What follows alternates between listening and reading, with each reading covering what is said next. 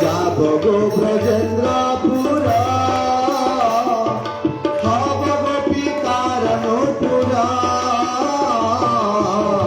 গো ব্রজেন্দ্রপুর হব গোপিকার নূপুর তাদের চরণে মধুর মধুর বাজিব মধুর মধুর বাজিব গো তাদের চরণে মধুর মধুর বাজিব মধুর মধুর বাজিব গো হরি বল হরি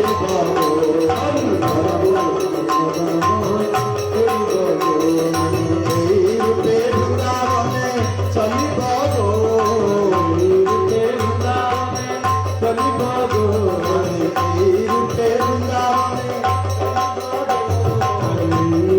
বৃন্দাবনে চলিব গো হরি বল্লভ আর মদন মোহন হরি বল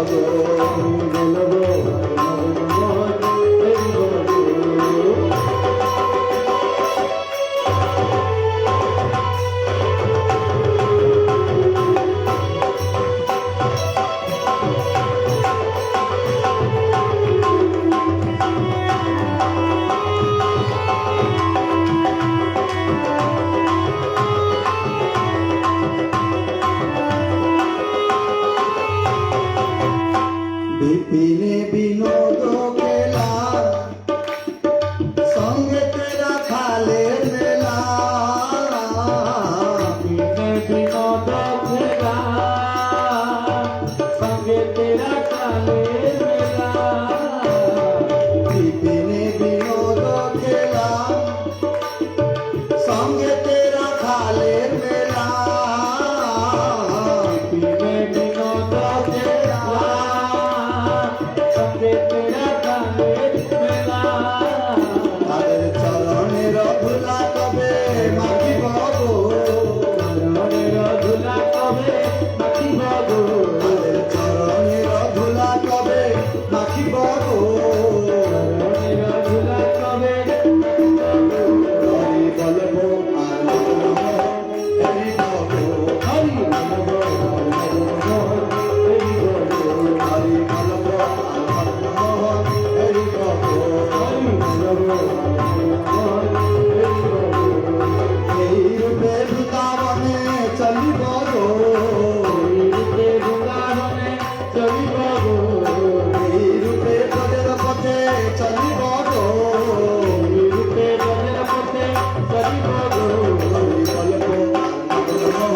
হরি বলব হরি বলব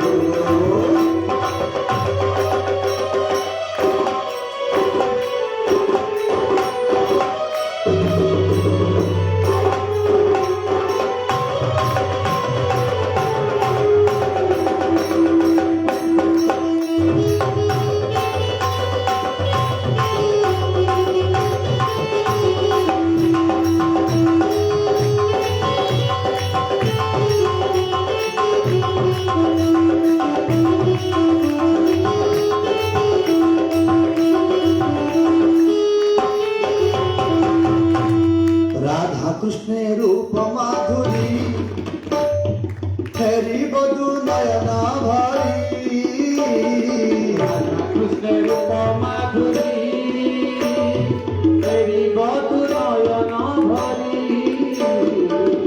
हरि बल्ब आर मदन मोहन हेरी बबो यही रूपे वृंदावन में चली बबो। मेरा वृंदावन जाने के लिए इच्छा हो रहा है। वृंदावन जाकर के क्या करूं? मदन मोहन उधर है, मैं मदन मोहन का दर्शन करूं और जाबो को ब्रजेंद्रपुर हब गोपिकार नुपुर।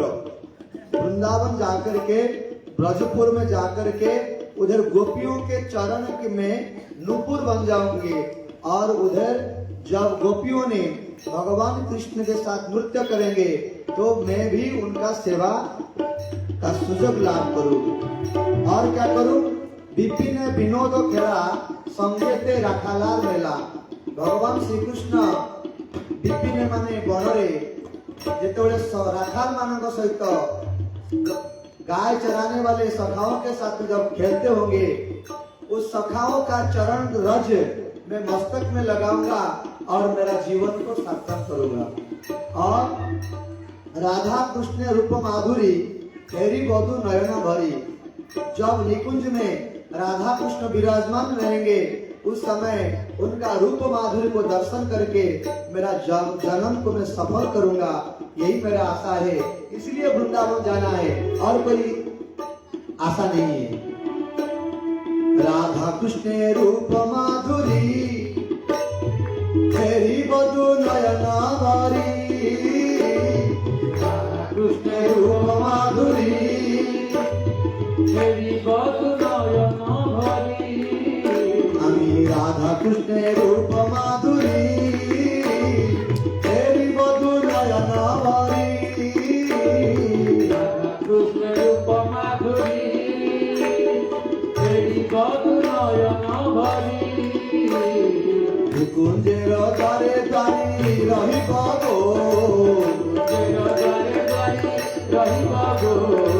कुंजेर द्वारे द्वारी रहिब गो, हरि बोल मदन मोहन हरि बोलो, এই রূপে পদের পথে চলিব গো, এই রূপে বৃন্দাবনে চলিব গো, হরি বলব মদন মোহন হরি বলো, হরি বলো।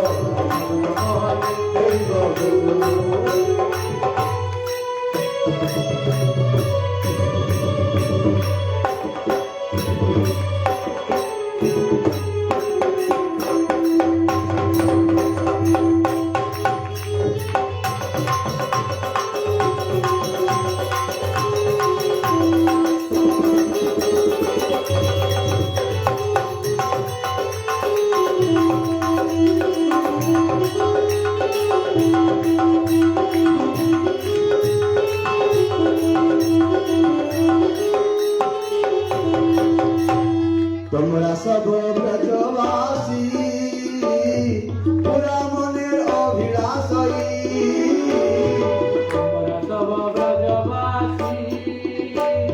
পুরা মনের অভিলাষী, তোমরা সব ব্রজবাসী পুরা মনের অভিলাষী,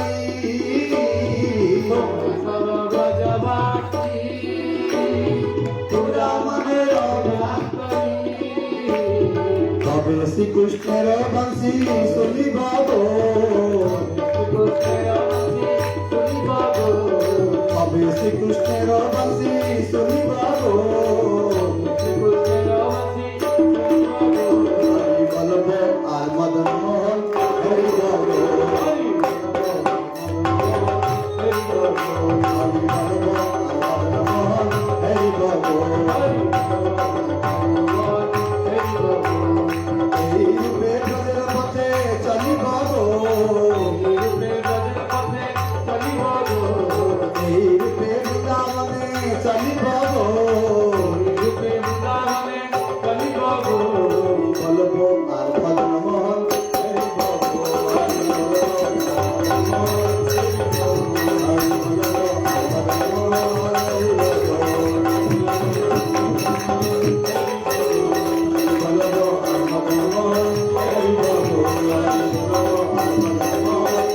বলো, Hare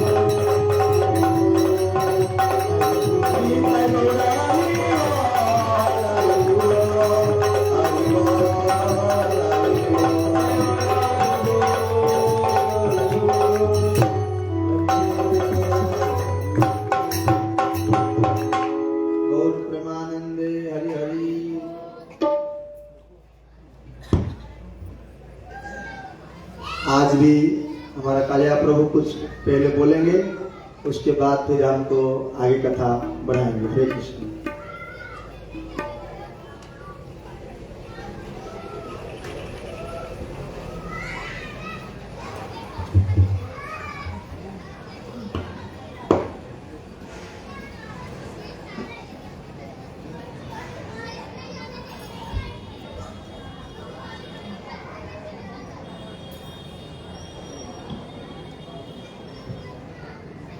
जय श्री श्री गुरु गौरांग गंधर्व का गिरधारी राधा गोविंद गोपीनाथ मदन की जय। नमो विष्णुपादाय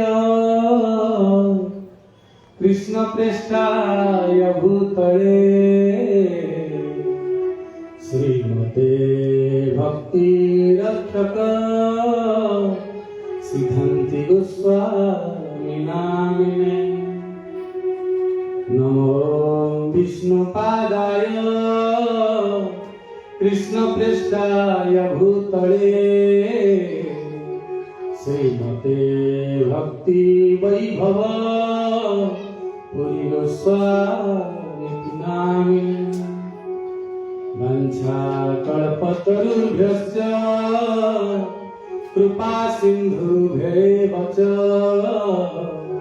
पतितानां पावनेभ्यो वैष्णवेभ्यो नमो नमः। हरि गुरु वैष्णव तिनेर स्मरण हय विघ्न विनाशन। सर्व वैष्णवेर पाय मोर नमस्कार। কিছু অপরাধ নালয় আমার। বৃন্দায় তুলসী দেবী প্রিয়ায় কেশবস্য চ কৃষ্ণ ভক্তি প্রদে দেবী সত্য ভক্তি নমো নমঃ। জয় শ্রী কৃষ্ণ চৈতন্য প্রভু নিত্যানন্দ শ্রী অদ্বৈত গদাধর শ্রীবাসাদি গৌর ভক্ত বৃন্দ। हरे कृष्ण कृष्ण कृष्ण हरे हरे, हरे राम राम राम हरे हरे। सबसे पहले परम पूज्यपाद जय स्वामी भक्तिरत्न सिद्धांति महाराज चरण कमलों में अनंत कोटि दंडवत प्रणाम। की कृपा प्रार्थना। परम गुरुदेव मिथिलापुरुष विष्णुपाद अष्टोत्तर श्री भक्ति वैभव श्री पूरी गोस्वामी गुरु महाराज के चरण कमलों में अनंत कोटि साष्टांग दंडवत प्रणाम। की कृपा प्रार्थना। ब्रह्म माध्य गौड़ीय परंपरा के आचार्य मिथिलापुरुष विष्णुपाद अष्टोत्तर श्री भक्ति सिद्धांत सरस्वती गोस्वामी प्रभुपाद के चरण कमलों में दंडवत प्रणाम। की कृपा प्रार्थना। श्री कृष्ण चैतन्य मिशन की समस्त ब्रह्मचारी वैष्णव ब्रह्मचारी सन्यासी वानप्रस्थ गृहस्थ समस्त भक्त वृंद की चरण कमलों में दंडवत प्रणाम तथा सबसे अधिक कृपा प्रार्थना। उपस्थित यहाँ पे जितने भी ब्रह्मचारी लोग उपस्थित सब श्रोता लोग नौपड़ा के सभासी लोग सबकी चरणारविंद में दंडवत प्रणाम। सबसे अधिक कृपा प्रार्थना। हरे कृष्ण। महाराज जी बोलिए। मैं सोच रहा था नारायण को नहीं आए तो महाराज जी कुछ नहीं बोलेंगे तो शुरू कर देंगे। महाराज जी बोले तो मैं आज थोड़ा कृष्ण के बारे में कुछ उनका लीला में बताऊंगा। कल हम लोग सुने थे कि हम सब लोग का जो परम धर्म है सभी पुंसांग परो धर्म जो तो भक्ति अधोक्षजे। भगवान श्री कृष्ण की चरणारविंद में भक्ति करना हम सबका परम धर्म है। तो ये कृष्ण के चरण में हम लोग भक्ति कैसे करेंगे? अहेतुकी, कल में बोला था अहेतुकी, कुछ भी कामना ना करके भगवान से कुछ भी ना मांग के भक्ति करना चाहिए। क्या मांगेंगे? अगर कुछ मांगेंगे कि हे कृष्ण आपकी चरणारविंद में बस भक्ति चाहिए और कुछ नहीं। जागतिक वस्तु तो हमको जो हम पिछले जन्म में हमारे कर्म के हिसाब से इस जन्म में सब मिल रहा है, तो भगवान को मांगने की जरूरत नहीं। भगवान का भी एक नाम है अंतर्ज्ञान। तो भगवान सबकी अंतर हृदय की बात जानते हैं, इसलिए उनका नाम है अंतर्ज्ञानी। तो जो मूर्ख है वो भगवान को मांगता है, हे भगवान ये दे दो ये दे दो ये दे दो। जो मांगेगा वो भगवान से प्रयास, भगवान सोच रहे हैं ये मुझे छोटा प्रयास कर रहा है, क्योंकि उसको मालूम है मेरा नाम एक अंतर्यामी है, फिर वो मुझे मांग रहा है, तो भगवान को पसंद है ये बात। और सब लोग जैसे भगवान कृष्ण का जो भक्त होगा वो थोड़ा गरीब होता है, सब लोग नहीं, अगर धनी है, अगर वो कृष्ण का भजन कर रहा है तो उसके ऊपर भगवान का बहुत कृपा है, लेकिन जो भी कृष्ण का भक्त होता है वो थोड़ा गरीब होता है। क्यों?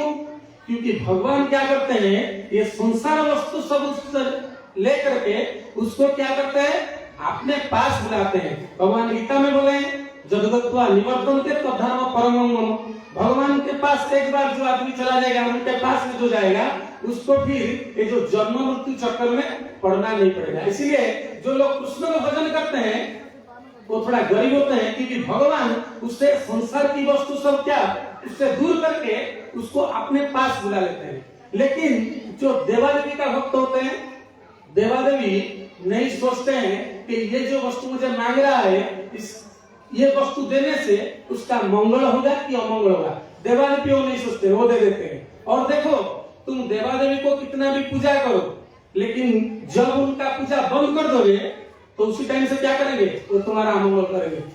जिस प्रकार हम लोग सुने हैं भागवत में 10वें स्कंद में, इंद्र की पूजा कितने सालों से ब्रजवासी लोग कर रहे थे, एक साल बंद कर दिए तो इंद्र कोप करके क्या किया, वर्षा वहां पे जोर से किया। इसलिए लेकिन कृष्ण जो है वो अगर हम लोग कृष्ण का भक्ति करेंगे, लेकिन उनको मांगने पर भी अगर वो वस्तु हमारे लिए अमंगल होगा तो हम लोग अगर माथा भी उनके सामने अगर माथा क्या बोलते हैं, माथा अगर पीट देगी तो भी भगवान नहीं देंगे। क्यों?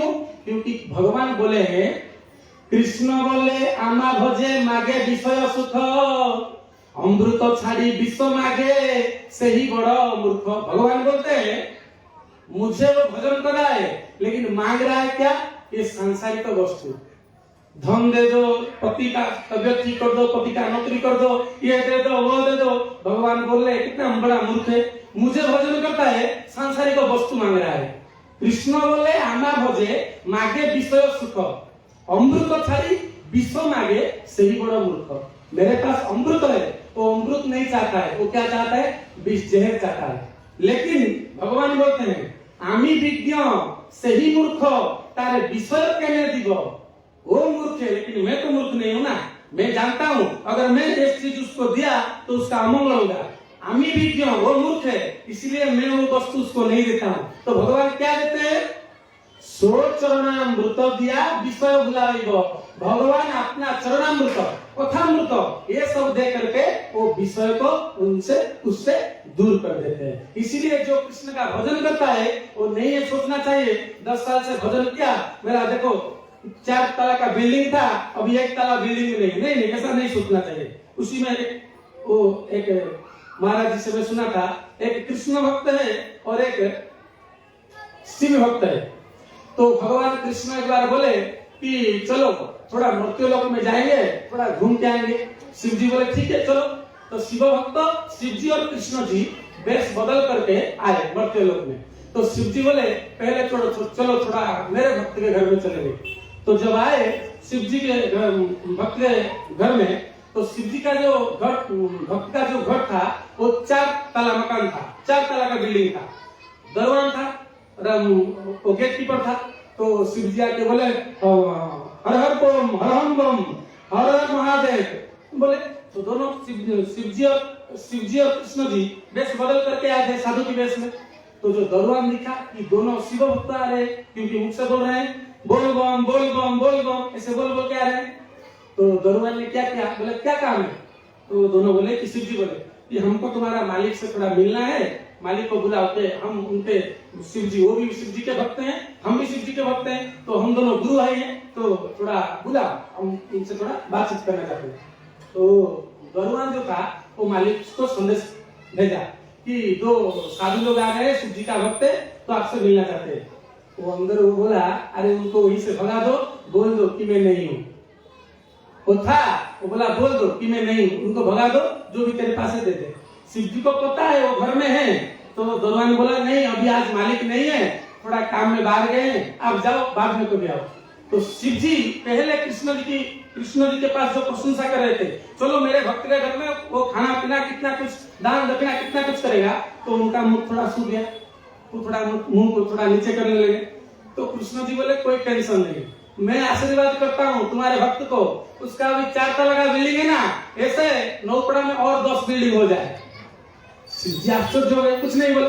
कृष्ण जी बोले हम तो 2 पर हो गया, सुबह से आए, कुछ नाश्ता पास्ता नहीं हुआ, चलो हाँ मेरा भक्त घर को चलो, मेरा भक्त के घर का भी चलते हैं।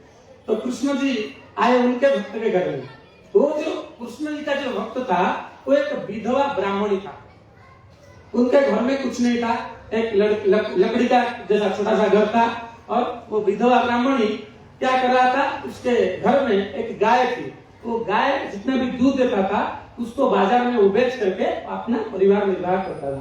तो वो जब कृष्ण जी आए, बोले हरे कृष्ण हरे कृष्ण, वो विधवा ब्राह्मणी देखी कि दोनों साधु आए हैं, वो उनको सम्मान किया, वो प्रणाम किया, आगे उनका पैर धो दिया, फिर उनको घर में बुलाया, जो भी उसके घर में था वो उसको बैठने के लिए दिया, फिर पानी तो भेज दिया, पूछा आप कहाँ से आए। कृष्ण जी बोले हम साधु लोग हैं, कहाँ पे भी घूमते हैं, आज इस रास्ते देकर जा रहे थे, तो थोड़ा सा से तुम्हारे घर में आके घूम के चले जाएंगे। बोले बहुत अच्छा किया, आप थोड़ा बैठो, मेरे घर में जो भी दाल सब्जी जो भी चावल है मैं थोड़ा बना लेता हूँ, थोड़ा प्रसाद पाके जाना। कृष्ण जी बोले ठीक है। तो जो भी उसके घर में था वो बनाया, दोनों शिव जी और कृष्ण जी को खाने के लिए दिया। उसके बाद साधु लोगों को खाना देने के बाद भी कुछ दक्षिणा देना चाहिए, वरना वो अपूर्ण लेता है। तो जो भी इसके पास था 1 रुपया 2 रुपया वो दिया, प्रणाम किया, लौटने लगे। शिव जी सोचे मेरा भक्त घर के अंदर एंट्री करने नहीं दिया, उसको 4 तला का बिल्डिंग दिया, 4 तला का 4 बिल्डिंग, तो ये तो घर में बुलाया, खाने पीने को दिया, तो कृष्ण भी क्या करेंगे, इसका 40 बिल्डिंग कर देंगे। लेकिन कृष्ण जी आके थोड़ा पीछे ढूंढते बोले इसका अभी एक ये जो गाय है ना, ये अभी का अभी मर जाए।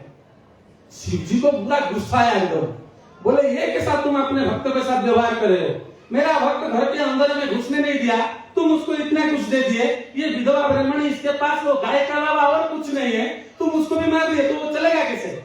भगवान कृष्ण बोले तुम्हारे भक्त और मेरे भक्त में यही अंतर है, मेरे भक्त ये जो विधवा ब्राह्मणी है ये मेरे ऊपर निर्भर करता है, ये जानता है, मेरा भजन करता है हमेशा, लेकिन इसके अंदर में 100 से 99.99% मेरा भजन करता है, लेकिन और जो 0.1% उसका मन में ये सोच रहा है कि मेरे पास जो गाय है वो दूध देता है, इसीलिए मैं चलता हूँ ना, तो भगवान थोड़ी कृष्ण मेरा रक्षा करते हैं। लेकिन मेरा जो भक्त होगा नीरा श्रयमान जगदीश रखे, आज उसका गाय को जो मार दिया तो पूरा क्या करेगा, मेरे ऊपर ही वो निर्भर करेगा। भगवान गीता में जो बात बोले ना, सर्वधर्मान परित्यज्य मामेकं शरणं व्रज अहं त्वं सर्व पापेभ्यो मोक्षो इष्यामि मा शुचः। सब धर्म छोड़ करके तू मेरा शरण पसो, ऐकांतिक भाव से मेरा शरण पसो। तू जो धर्म जो सब छोड़ रहा है, जैसे पति का धर्म, पिता का धर्म, माता का धर्म, तू जो सोच रहा है कि तू जो सब धर्म वो जो स्वधर्म को छोड़ा, तो उसकी वजह से तुझे पाप लगेगा, नहीं, मोक्षो इष्यामि मा शुचः, मैं सब पाप लेकर के तुझे पवित्र करा दूंगा। भगवान की जो कृष्ण का भक्त होता है तो ऐसा होता है। तो हम लोग जो कल जो सुने थे, सब लोगों का वही धर्म है, परम धर्म, कि भगवान कृष्ण की भक्ति करना। ये भक्ति कृष्ण की चरणारविंद में कैसे होगा। पहला भक्ति का लक्षण है, प्रहलाद महाराज बोले श्रवणं कीर्तनं विष्णु स्मरणं पाद सेवनं अर्चनं वंदनं दस्य सख्य आत्म निवेदनम। 9वां भक्ति है, 9 प्रकार के भक्ति है, उसमें पहला भक्ति का लक्षण है श्रवण, भगवान के बारे में सुनना। भगवान की जब भगवान छोड़ो, अभी जो नगर सेवक आए थे या फिर कोई भी यहाँ का जो भी हमारा पॉलिटिकल लीडर है, कोई भी बड़ा आदमी हो, उसके बारे में हम जब सुनेंगे, अरे वो ऐसा काम सब किया है, तो उसके प्रति हमारा क्या होगा, सम्मान बढ़ेगा। उसी प्रकार भगवान के बारे में हम जब सुनेंगे, उनके प्रति क्या होगा, हमारा प्रीति भक्ति बढ़ेगा। इसलिए भक्ति का पहला लक्षण है क्या, श्रवण। तो आज में भगवान की, आज भी 5वां दिन है, तो भागवत कथा में 5वां दिन क्या होता है, भगवान कृष्ण का चौथा दिन जन्म होता है, 5वें दिन में भगवान का कृष्ण का जो लीला बोलते हैं। इसलिए मैं आज सोच रहा हूँ थोड़ा भगवान का कृष्ण का माखन चोरी लीला में थोड़ा बोलूंगा। मुझे भी वो प्रसंग बहुत अच्छा लगता है, तो मैं कोशिश करूंगा, क्योंकि वो तो मतलब मैं तो पहले हिंदी कभी नहीं बोला, कुछ अगर भाषा मेरा त्रुटि हो तो आप अपने गुण में उसको समझ लेना, ठीक है। भगवान कृष्ण जब 2.5 साल के हैं तो सब जितने भी ब्रज में जितने भी सब गोपियां हैं, सब गोपियों का लक्ष्य रहता है कि हम लोग भी कैसे जाके भगवान का दर्शन करेंगे, सबका। लेकिन भगवान का दर्शन कैसे करेंगे? एक गोपी गया नंद आंगन में, नंद के घर में वो गया। वो जब गया वो देखा कि भगवान कृष्ण क्या है, नंदरानी के आंगन में क्या कर रहे हैं, खेल रहे हैं। तो वो गोपी उसको देख के आ गया। इधर जो बैठे थे जो सैकड़ों गोपी, उनके बीच में वो बैठ करके बोला कि तुम यहाँ पर बैठ के अपने बात कर रहे हो। देखो जो परम ब्रह्म है, जो सनातन, जो जिसको जोगी और ज्ञानी लोग तपस्या करके भी नहीं पा रहे हैं, आज वही परम ब्रह्म नंदरानी के आंगन में क्या कर रहा है, खेल रहा है। तो सबका मन में ये विचार हुआ कि हम लोग भी थोड़ा जाएंगे, हम लोग भी वही कृष्ण का कन्हैया का दर्शन करेंगे। लेकिन दर्शन कैसे करेंगे? तो सब गोपी ने क्या किया, अपने घर में गए, जितना भी उनका सब जो दही का जो मटकी था, माखन का जो हांडी जो मटकी था, सबको क्या किए, खुद फोड़ दी, सब उसको गिरा के सब टूटा दिए। और वो सब आगे कहाँ पे, नंदरानी के आंगन में। नंदरानी देखे, यशोदा मैया देखे, आज इतने सारे नया सज-धज के गोपी सब मेरे घर में आ रहे। तो पूछे कि आप इतना सुबह आज आप सब क्या मेरे घर में आ रहे हैं?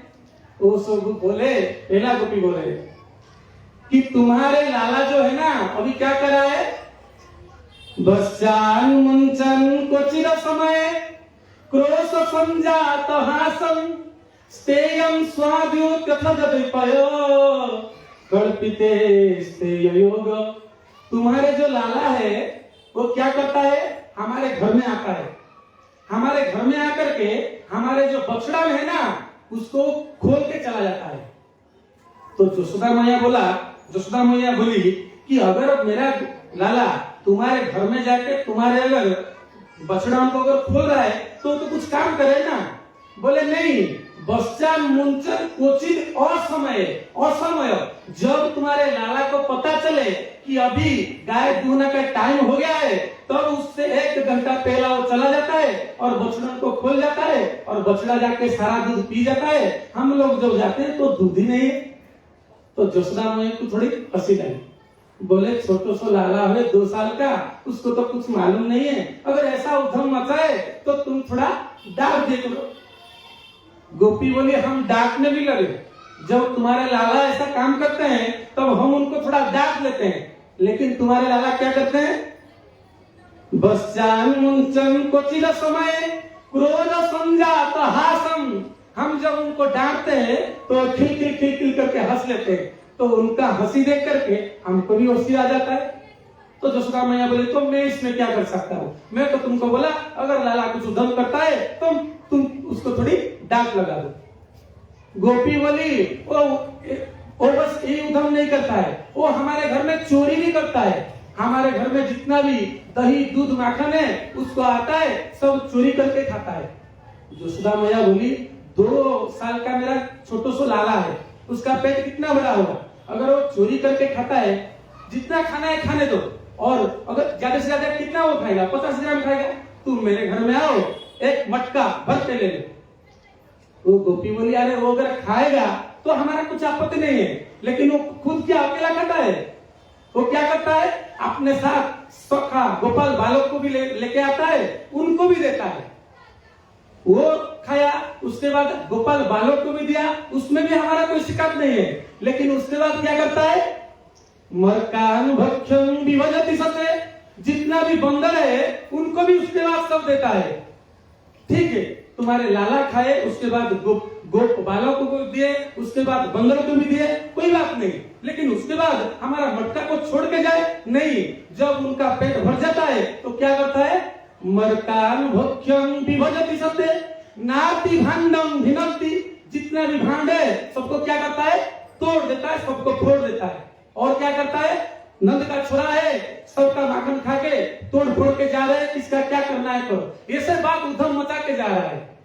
तो जो गोपी जो थी, जो नंदरानी जो थी, नंदरानी को होशियार है, लेकिन हंसेगा कैसे, बेटे के बारे में कोई शिकायत कर रहा है और हंसेंगे तो क्या सोचेंगे।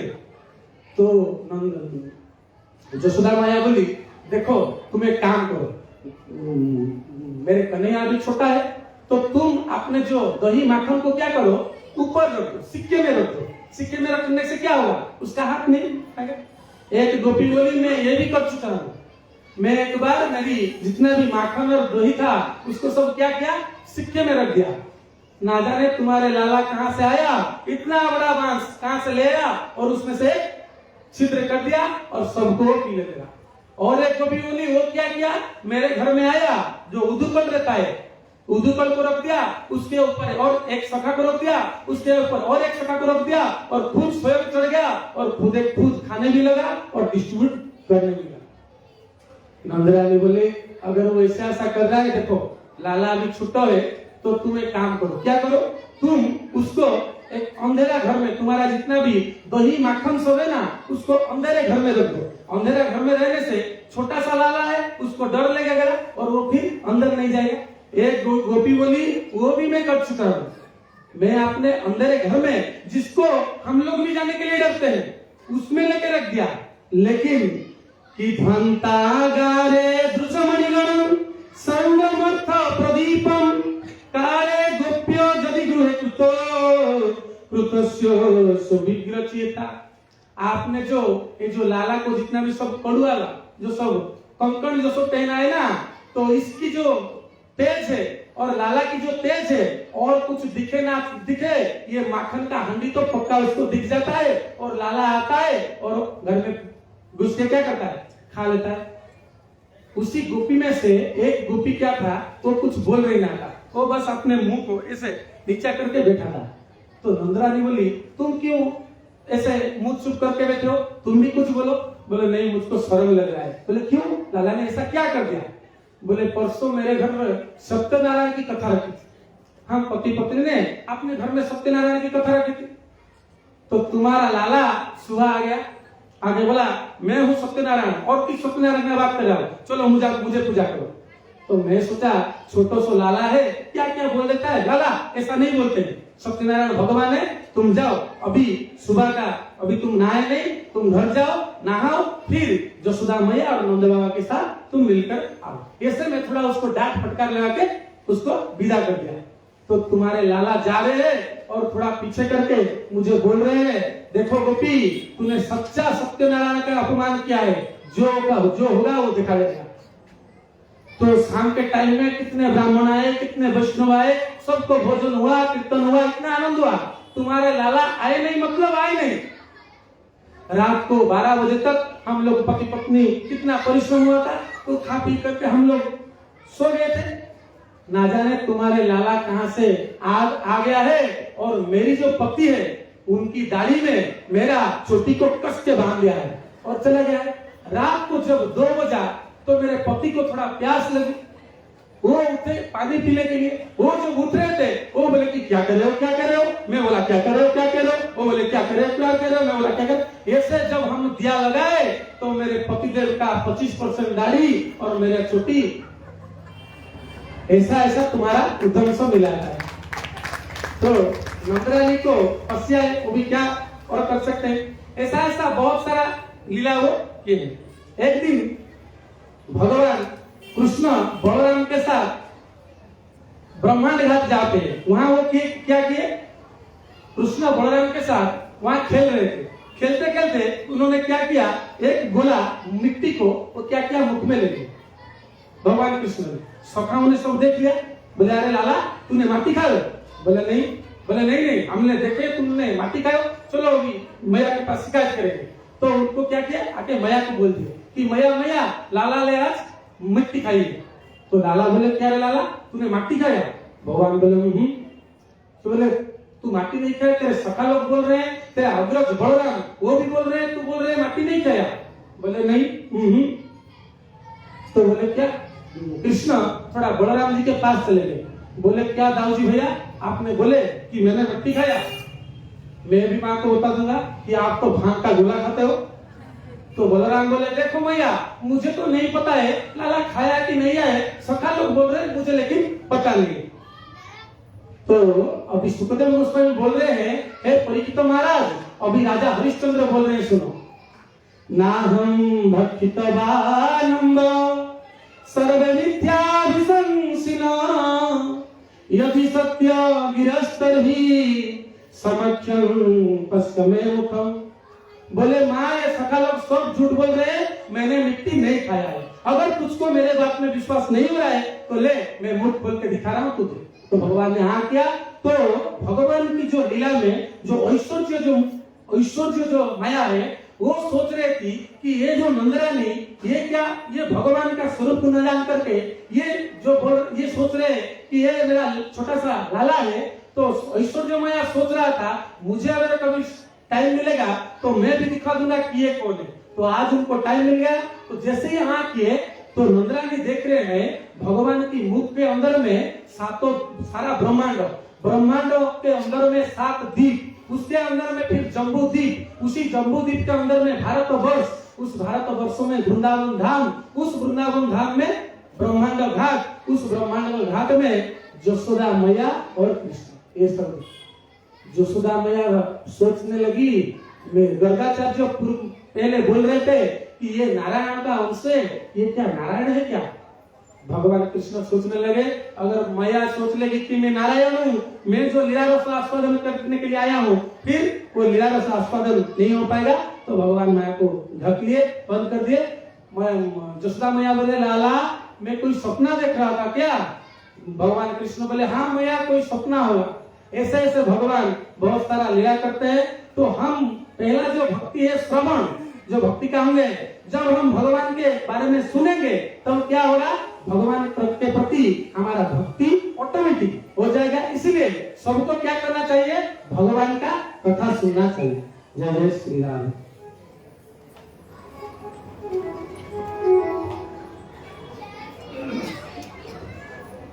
जय कृष्ण राधा रानी की। तीन लोकन से नारी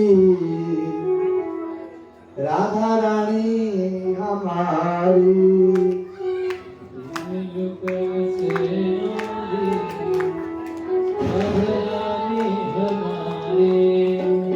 तीन लोकन से नारी राधा रानी हमारी। तीन लोकन से नारी राधा रानी हमारी। रानी हमारी महारानी हमारी। रानी हमारी महारानी हमारी। रानी हमारी महारानी हमारी। रानी हमारी महारानी हमारी। तीन लोकन से न्यारी राधा रानी हमारी। तीन लोकन राधा रानी हमारी। रानी हमारी महारानी हमारी। रानी हमारी महारानी हमारी। बोलो, तीन लोकन से न्यारी राधा रानी हमारी। तीन लोकन से नारी राधा रानी हमारी। ब्रह्मा शंकर पार न पावे। ब्रह्मा शंकर पार न पावे। ब्रह्मा शंकर पार न पावे। ब्रह्मा शंकर पार न पावे। ऋषि मुनि साधु ध्यान लगावे। ऋषि मुनि साध ध्यान लगावे। ऋषि मुनि साधु ध्यान लगावे। ऋषि मुनि साध ध्यान लगावे। इंद्र लगावे गुहारी राधा रानी हमारी। इंद्र लगावे गुहारी राधा रानी हमारी। इंद्र लगावे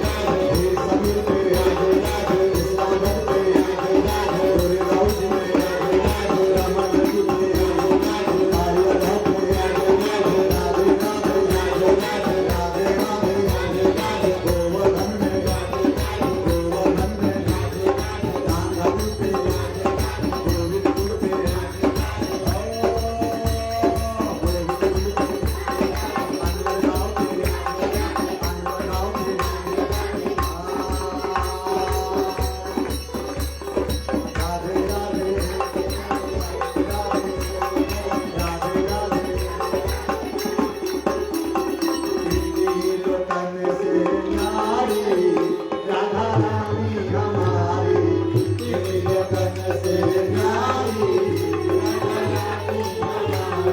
रानी हमारी, महारानी हमारी, रानी हमारी, महारानी हमारी, तेरी लगन से न्यारी राधा रानी हमारी, तेरी लगन से न्यारी राधा रानी हमारी। जय विश्वनंदिनी राधा रानी की। तो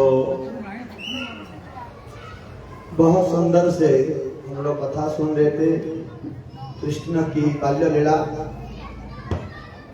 तो हम लोग हमारा कथा में जाएंगे एकादश स्कंद में। श्रीमद् भागवत एकादश स्कंद में हम लोग सुन रहे थे कि निमि महाराज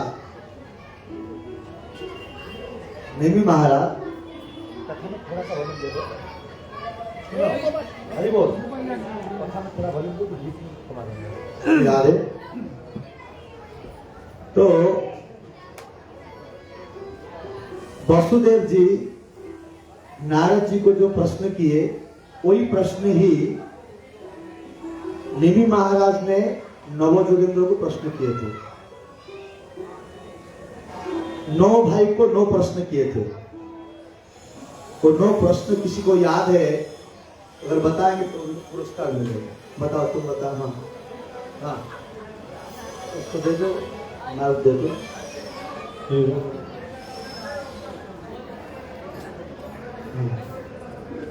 9 प्रश्न क्या क्या था उधर मुख करके बता दो। पहला प्रश्न, भागवत धर्म क्या है? यस। दूसरा, कितने प्रकार के भक्त है? 2। तीसरा, तो माउथ मुख में लगा के बोलो। हाँ। माया क्या है? धन्यवाद। माया। हाँ। चौथा प्रश्न, माया से कैसे बचा जा सकता है? बस ठीक है। 5वां प्रश्न, नारायण का स्वरूप क्या है? नारायण का स्वरूप क्या है? 5, ठीक है। हमें इस धरती से मुक्त होने के लिए क्या करना चाहिए? क्या क्या? हमें इस धरती से मुक्त होने के लिए हाँ हाँ, धन्यवाद। ऐसा क्या कर्म करने से संसार से मुक्ति हो सकता है? ठीक है, वो भी सही है। 6 पर 6 हो गया। नारायण जी कितने अवतार है?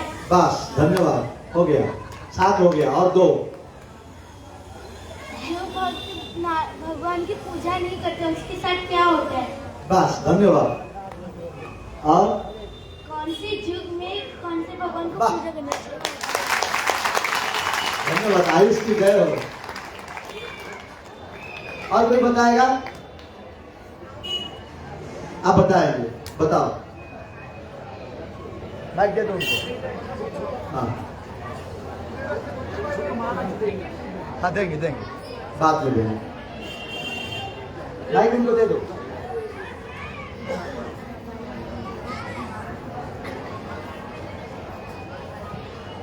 सभी लोग याद रखो, जिसका याद नहीं है आज याद कर लो, लिख लो। श्री गुरुवे नमः। पहला है सर्वश्रेष्ठ उच्चतम चलो ठीक है, बैठ जाओ। हो गया। जय विश्वनंदिनी राधा रानी को। तो एक जन अगर बोल दिया तो सब पास हो गए। ठीक है, जब हम चावल बनाते हैं एक को देखते हैं, एक हो गया तो सब हो गया, सब पास है। तो आज फिर और दूसरा बात सुनेंगे, इसको फिर याद रखना है। भगवान अवतार इस धरती में हुए थे दुष्टों को संहार करने के लिए। जब दुष्टों को संहार सब कर दिए और वो सोचे कि हम अभी चले जाएंगे, जो सोचे कि हम चले जाएंगे, हम जाने से पहले हमारा बच्चाओं को मार के चले जाएंगे, क्योंकि वो सोचे कि मेरा बच्चाओं का अभी इतना ताकत बढ़ गया है कि मैं जाने के बाद में ये लोगों ने कुछ गड़बड़ करेंगे। क्यों गड़बड़ करेंगे? जिसके पास में ज्यादा पैसा हो जाता है, जिसके पास ज्यादा पावर हो जाता है, वो उसको मिस यूटिलाइज करता है, उसको एक दूसरा ढंग में लगा देता है। मैं जाने के बाद में मेरा पुत्रों ने, मेरे पोताओं ने ही गलत काम करना शुरू करेंगे, इसीलिए उनको मार के जाना है। मेरा पुत्र को मैं कैसे मारूं? ये तो अच्छा नहीं है, लोग मुझे निंदा करेंगे। इसीलिए भगवान उपाय ढूंढे। भगवान की इच्छा से एक बार क्या हुआ, सब लोग ध्यान से सुनो, पूछूंगा मैं। एक बार क्या हुआ, अच्छा भगवान के कितने पुत्र थे मैं बताता हूं, याद रखो। भगवान श्री कृष्ण द्वारका में 16,108 रानी को शादी किए थे और सब रानियों से 10-10 पुत्र जन्म हुआ था। किसी का 9 नहीं, किसी का 11 नहीं, सबका 10, और सबका एक एक बेटी। किसी का 2 बेटी नहीं, किसी का कुछ नहीं, ऐसा नहीं है। सबका एक एक बेटी और सबका 10-10 पुत्र है। तो कितना पुत्र हो गया? 16,108 10 है कि नहीं? जितना हो जाएगा इतना पुत्र है। तो उनमें से एक पुत्र था जिसका नाम था सांबो। वो जाम्बवती रानी का पुत्र था। एक बार कृष्ण के दूसरों पुत्रों ने कृष्ण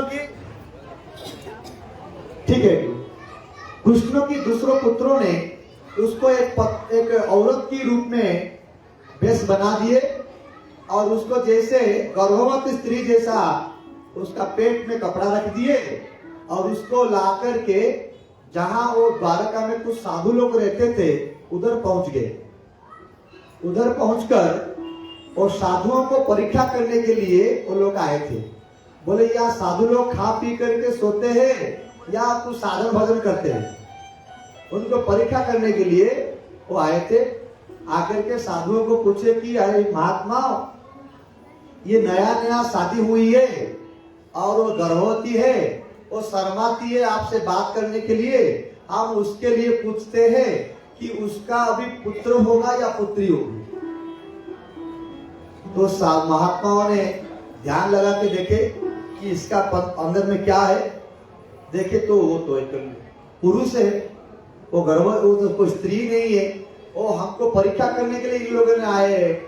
उनको गुस्सा आया और बोले ना उसका पुत्र होगी ना उसका पुत्री होगी, उसका पेट से एक लोहा का मुसल जन्म होगा जिसके द्वारा तुम्हारा वंश निपात हो जाएगा। भगवान ही उनके अंदर में बैठ करके अभिशाप दे दी महात्मा को।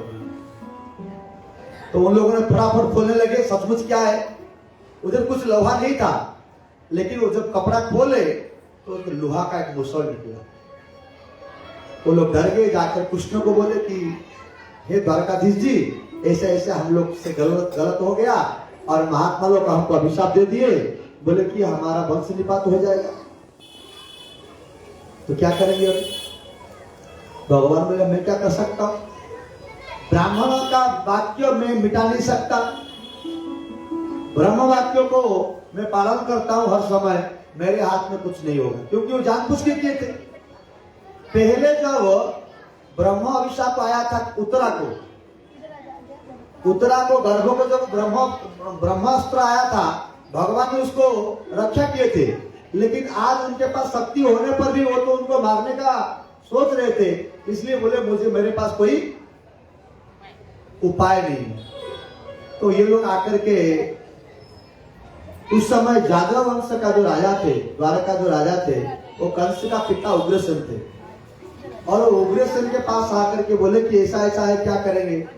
उग्रसेन एक मीटिंग बुलाए, बहुत बड़ा इंजीनियर को बुलाए और कोई विज्ञ व्यक्ति को बुला करके बोले क्या करना है अभी इसको, लोहा को क्या करेंगे, रहेगा तो मारेगा सबको, उसको कैसे मिटाएंगे।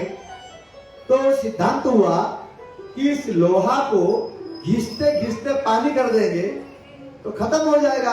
थोड़ी ये मार सकता है। तो उन्होंने क्या किया, वो समुद्र के किनारे एक पत्थर के ऊपर घिसते घिसते घिसते घिसते ये लोहा को क्या कर दिए, पानी बना दिए। लेकिन ये जो ब्रह्म का वाक्य था, वो लोहा पानी समुद्र पानी के मिश्रण से एक घास उत्पन्न हुआ। वो एक घास का नाम हो गया एरो का घास। क्या घास? एरो का घास हो गया।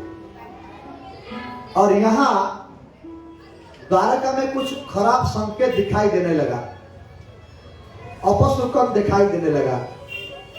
देखो आजकल जैसे इंजीनियर लोग है, बहुत यंत्र है कि अभी साइक्लोन आने वाला है, अभी बारिश आने वाला है, ये बताते हैं। लेकिन पहले जमाना में ऐसे नहीं था। ऐसे कुछ संकेत वो लोग देखते थे, वो संकेत से उनको पता चले जा रहा था अभी कुछ खराब समय आ रहा है, या अच्छा समय आ रहा है, या बारिश आ रहा है, या साइक्लोन आ रहा है, या और कुछ होने जा रहा है। ये सिंबल से उनको पता चल जाता। तो ये जब खराब संकेत को देखा, द्वारका की जो बुजुर्ग लोग, जो बूढ़े आदमी हो, जिनका ज्ञान था, वो लोग को समझ गए कि कुछ विपत्ति आने वाला है। तो आकर के कृष्ण को बोले कि हे द्वारकाधीश, हे श्री कृष्ण, अभी कुछ विपत्ति आने वाला है, ऐसे लग रहा है, हम क्या करेंगे? भगवान बोले हाँ, मुझे भी तो लग रहा है कुछ विपत्ति आने वाला है। तो एक बार चंद्र को राज जख्मा रोग हो गया, बीमार हो गया था, और वो प्रभास तीर्थ में आकर के स्नान किए थे। स्नान करने के बाद में यज्ञ किए, यज्ञ करने के बाद में ब्राह्मणों को दान किए थे। इसकी वजह से उनका जो बीमारी था, वो बीमारी दूर हो गया था। तो मैं यही सोच रहा हूं, हमारा जो देश में अभी, हमारा राज्य में अभी द्वारका में जो विपत्ति आ रहा है, अगर हम लोग भी वो प्रभात तीर्थ जाकर के स्नान करेंगे, यज्ञ करके ब्राह्मणों को दान करेंगे, तो मैं सोचता हूँ कि हमारा जो भी विपत्ति भी टल जाएगा और विपत्ति आएगा नहीं। मैं यही सोचता हूँ। तो ठीक है, चलो हम सब चलेंगे। तो बोले कल सुबह ही चले जाएंगे। तो श्री कृष्ण जब बोले कल सुबह ही हम प्रभात तीर्थ जाएंगे, तब सब लोग तैयार हो गए जाने के लिए। कृष्ण के जो सखा है और कृष्ण के मंत्री थे, वो है उद्धव। उद्धव कौन है? कृष्ण के चाचा की पुत्र है। कृष्ण के जो चाचा थे, कृष्ण के पिता का नाम क्या है? वसुदेव। वसुदेव का 10 भाई थे, वो लोग 10 भाई थे। उनमें से एक भाई का नाम है देवभाग। क्या नाम है? उनका पुत्र है उद्धव। वो उनके चाचा का लड़का होने पर भी उन लोगों के अंदर में दोस्ती था बहुत अच्छा, और कृष्ण उसको मंत्री बनाए थे। मंत्री का मतलब क्या है? जो मंत्रणा देता है, जो हर काम में कैसे करने से अच्छा रहेगा, जो मंत्रणा देता है, वही मंत्री होते हैं। तो उद्धव बहुत बड़ा मंत्री थे, अच्छा मंत्री थे वो। कृष्ण जो कुछ भी करते थे, वो डिसाइड कर, वो करने के सिद्धांत लेने से पहले वो उद्धव को पूछते हैं कि उद्धव ऐसा ऐसा भी करना है, क्या करेंगे? तो उद्धव उनको बोलते कि ऐसा नहीं करना चाहिए, ऐसा करना चाहिए, ऐसा बोलते थे। तो आज श्री कृष्ण सिद्धांत ले लिए कि कल सुबह हम कहां जाएंगे? प्रभात तीर्थ में जाएंगे। लेकिन उद्धव को आज पूछे नहीं कि हमको प्रभात तीर्थ जाना है कि नहीं जाना है। हर कार्य में उद्धव को पूछते थे, लेकिन आज उद्धव को नहीं पूछे। तो उद्धव जी को जो पता चला कि सब लोग तैयार हो रहे हैं जाने के लिए प्रभात तीर्थ में, तो उनको थोड़ा अच्छा नहीं लगा, बुरा लगा कि भगवान हर समय मुझे पूछते थे कुछ काम करने से पहले, आज मुझे क्यों नहीं पूछे? मुझे बुलाया भी नहीं है। अरे नहीं पूछे, वो तो भगवान है, मुझे नहीं पूछने चलेगा, लेकिन मुझे बुलाना भी चाहिए। तो उद्धव जी रात में आए कृष्ण के पास और आकर के बोले कि हे भगवान, मैंने सुन रहा हूं कि सब लोग को लेकर के आप प्रभात तीर्थ जा रहे हैं, आप मुझे क्यों नहीं बुलाए? कृष्ण बोले तुमको बुलावा नहीं, मैं तुमको मेरे साथ लेना नहीं चाहता हूं। तुमको यहाँ रहना है। मैं जिन लोगों को लेके जा रहा हूं वो लोग फिर वापस नहीं आएंगे, वो लोग सब वापस में झगड़ा लग के उधर सब मर जाएंगे।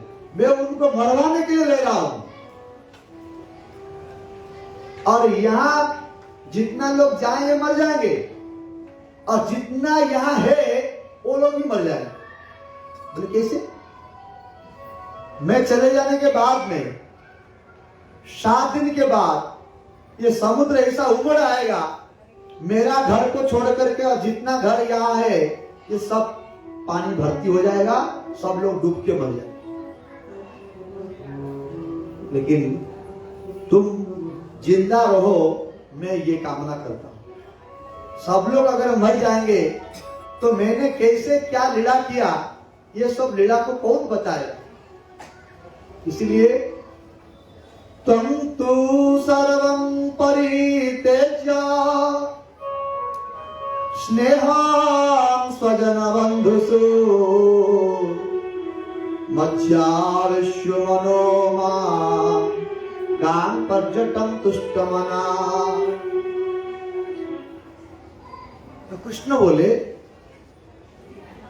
त्वं तु सर्वं परित्यज्य, ये मैं तो तुमको नहीं ले रहा हूं। ये समुद्र उमड़ आने से पहले तुम यहां से भाग जाओ।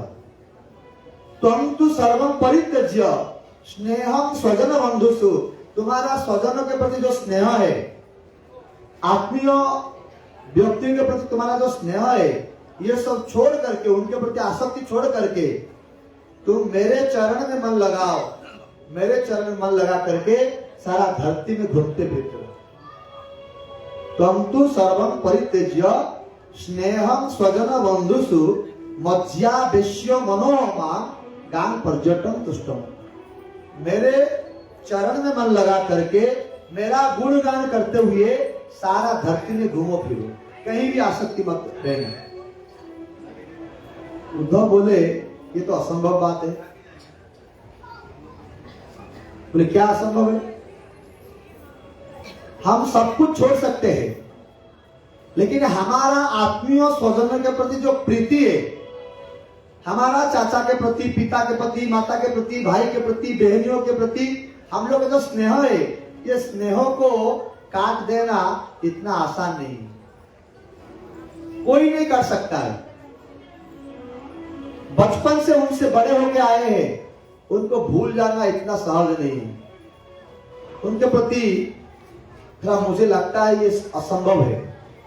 तो आप कृपा करके मुझे बताएंगे ऐसा कोई व्यक्ति जो पहले उनके स्वजनों के प्रति आसक्ति को काट चुका है? आप मुझसे बोले अभी, आप मुझे अभी बोले कि तुम्हारा स्वजनों के प्रति, आत्मीय व्यक्ति के प्रति स्नेह को परित्याग कर दो और मेरे चरण में मन लगाओ। मैं तो सोच रहा हूं ये असंभव है, लेकिन ऐसा अगर आप कभी उदाहरण किसका देंगे कि इस व्यक्ति ऐसा था और उनके परिवार के सब व्यक्तियों को छोड़ करके उनके प्रति कोई श्रद्धा ही नहीं था, उनको कंप्लीटली भूल गया था, ऐसा अगर कोई है तो मुझे आप उदाहरण दीजिए, और उसके बाद में फिर मैं कोशिश करूंगा कि मेरे आत्मियों के प्रति स्नेह को काटने। तो बोले हाँ। एक राजा थे, अब आपको और सबको याद रखना है। एक राजा थे जिनका नाम था जदु राजा। क्या नाम था? जदु राजा। ओ जदु राजा एक बार वन में भ्रमण कर रहे थे, और भ्रमण करते करते जब आए तो देखे क्या, एक व्यक्ति ने बहुत आनंद में सोया। जंगल में एक व्यक्ति का कोई घर नहीं था, मकान नहीं था, कुटिया नहीं था, पेड़ के नीचे बहुत आनंद मुद्रा से वो सोया था। जदु राजा देख के थोड़ा खड़े हो गए, बोले अरे इसको कोई भय नहीं, जंगल में सोया है, यहां शेर है, बाघ है, कितना हिंस्र जंतु है, लेकिन किसी को डर नहीं है। या बारिश होने वाला है फिर भी डर नहीं है, मकान ही नहीं है उसका, और इसके पास में कोई है भी नहीं है, और बहुत आनंद में है। देखो आदमी को देखने से पता चलता है वो आनंद में है या दुख में है, पता चलता है कि नहीं चलता है? किसी का मुख को देखने के बाद में पता चल जाता है वो कितना आनंद में है। तो वो इतना आनंद में थे, इतना आनंद में तल्लीन थे, चौधरी राजा देख के आश्चर्य हो। वो नीचे उतर के रथ से उनको पूछे कि महात्मा जी आपका नाम क्या है? बोले मेरे नाम से तुम्हारा मतलब क्या है? मेरा नाम अवधूत है। क्या नाम मेरा नाम? अवधूत। बोले आपका कोई मकान है कि नहीं? बोले यही मकान है। बोले आपका कोई संबंधी व्यक्ति? मेरा कोई नहीं। बोले क्या खाते हैं? बस जो मिल गया। टेंशन नहीं होता है कि काल मिलेगा कि नहीं मिलेगा। हम लोग सुबह खाए हैं, रात को फिर खाने के लिए मिलेगा नहीं मिलेगा, बना करके रख के चले जाते हैं। लेकिन आपको कुछ टेंशन नहीं होता है? बोले कुछ टेंशन नहीं। बोले यहाँ सब जंगल है, यहाँ हिंस्र जंतु है, तुमको मार के खा जाए तो भय नहीं है? बोले कुछ भय नहीं है। बोले इतना आनंद में कैसे है? तुम्हारा कोई पत्नी है? बोले नहीं है। कोई बाल बच्चा है? बोले कुछ नहीं है। अरे मेरे पास कितना पत्नियां हैं, मेरे कितना पुत्र है, मेरे पास कितना नौकर है, मेरे पास कितना घर मकान है, मेरे पास कितना सोना चांदी है, मेरे पास कितना रुपया है, लेकिन फिर भी मैं इतना आनंद नहीं हूं जितना तुम आनंद हो। लोग आनंद के, जो सुख के लिए मकान बनाते हैं, सुख के लिए पैसा कमाते हैं, सुख के लिए बैंक में बैलेंस करते हैं, सुख के लिए पत्नी लाते हैं, सुख के लिए बच्चा पैदा करते हैं, सुख के लिए पोता पोती करते हैं, फिर तुम्हारा कुछ भी नहीं है, लेकिन तुम इतना सुख कैसे है? कृपा करके मुझे बताइए। तो वो अवधूत ने उनको बताया। बोले मैंने 24 गुरु किया, 24 गुरु किया, और 24 गुरु से मैं शिक्षा लाभ करके बहुत आनंद में। बोले पैसा में सुख नहीं है, कि कोई वस्तु में सुख नहीं है। सुख कहां है? सुख हमारा मन में है। सुख शिक्षा से है, सुख हमारा मन में है, भगवान की सेवा में है, भगवान की कीर्तन में है। मन ही दुखी होता है, मन ही सुखी होता है। तो ज्ञान जब हो जाएगा, जब हम 24 गुरु से ज्ञान को प्राप्त किया, तब हमको दुख नहीं लगता। बोले क्या क्या वो 24 गुरु है? पृथ्वी वायु आकाशो मापोग्नि चंद्रमा रवि कपतो अजगर सिंधु पतंगो मधुकृत गज मधुआ हरिणा मीना पिंगला कुरोर्भका कुमारी सरकृ सर्प पूर्णनाभ सुपेशक्रु। पूर्णनाभ सु 24 गुरु। क्या क्या 24 गुरु का नाम सब लोग लिख लो, काल में पूछूंगा। पृथ्वी एक, पृथ्वी वायु आकाश, कितना हुआ? लिख लिया? पृथ्वी वायु आकाश, जल अग्नि, कितना हुआ? पृथ्वी वायु आकाशो मापोग्नि चंद्रमा रवि, सूर्य और चंद्र, कितना हुआ? कपोतो एक पक्षी का नाम है, अजगर, अजगर सांप, कितना हुआ? कपोतो अजगर सिंधु, समुद्र एक गुरु है। कपोतो अजगर सिंधु। पतंगो, पतंग मतलब क्या है? पतकाने वो नहीं है। पतंग मतलब जो लाइट देखने से वो भागता है उसके पास, उसको पतंग कहते हैं। पक्षी। मधुकृत छोटा सा पक्षी। पतंग के पास मधुकृत। मधुकृत मतलब क्या है? जो मधु संग्रह करता है, बहुमक्खी, मधुमक्खी। मधुकृत। गज, गज मतलब हाथी। मधुकृत गज। मधुहा, मधुहा मतलब जो शिकारी लोग जाकर के मधु संग्रह करते हैं, मधुमक्खियों को मार करके जो मधु संग्रह करते हैं, वो एक पूरी मधुआ। उसके बाद में हरिण है। उसके बाद मीन। मीन मतलब मछली। कितना हुआ? 16 हो गया। पृथ्वी वायु आकाशो मापग्नि चंद्रमा रवि कपतो अजगर सिंधु पतंगो मधुकृत गज मधुआ हरिण मीन पिंगला, एक वेश्या स्त्री जिसका नाम था पिंगला। और एक गुरु है कुरोर पक्षी, वो एक पक्षी कुरोर पक्षी। और एक बालिका। मधुआ हरिण मीन पिंगला कुरोरो अर्भक। अर्भक मतलब बालक, एक बालक। मधुआ हरिण मीन पिंगला कुरोरो अर्भक।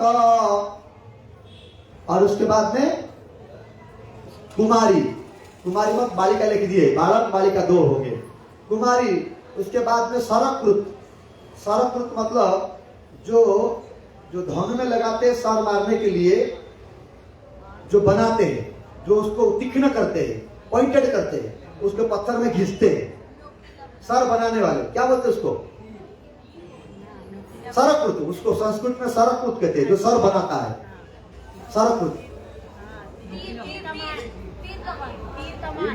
तीर कमान, तीर बनाने वाला, तीर बनाने वाला, बस तीर बनाने वाला। सरकृत। कितना हो गया अभी?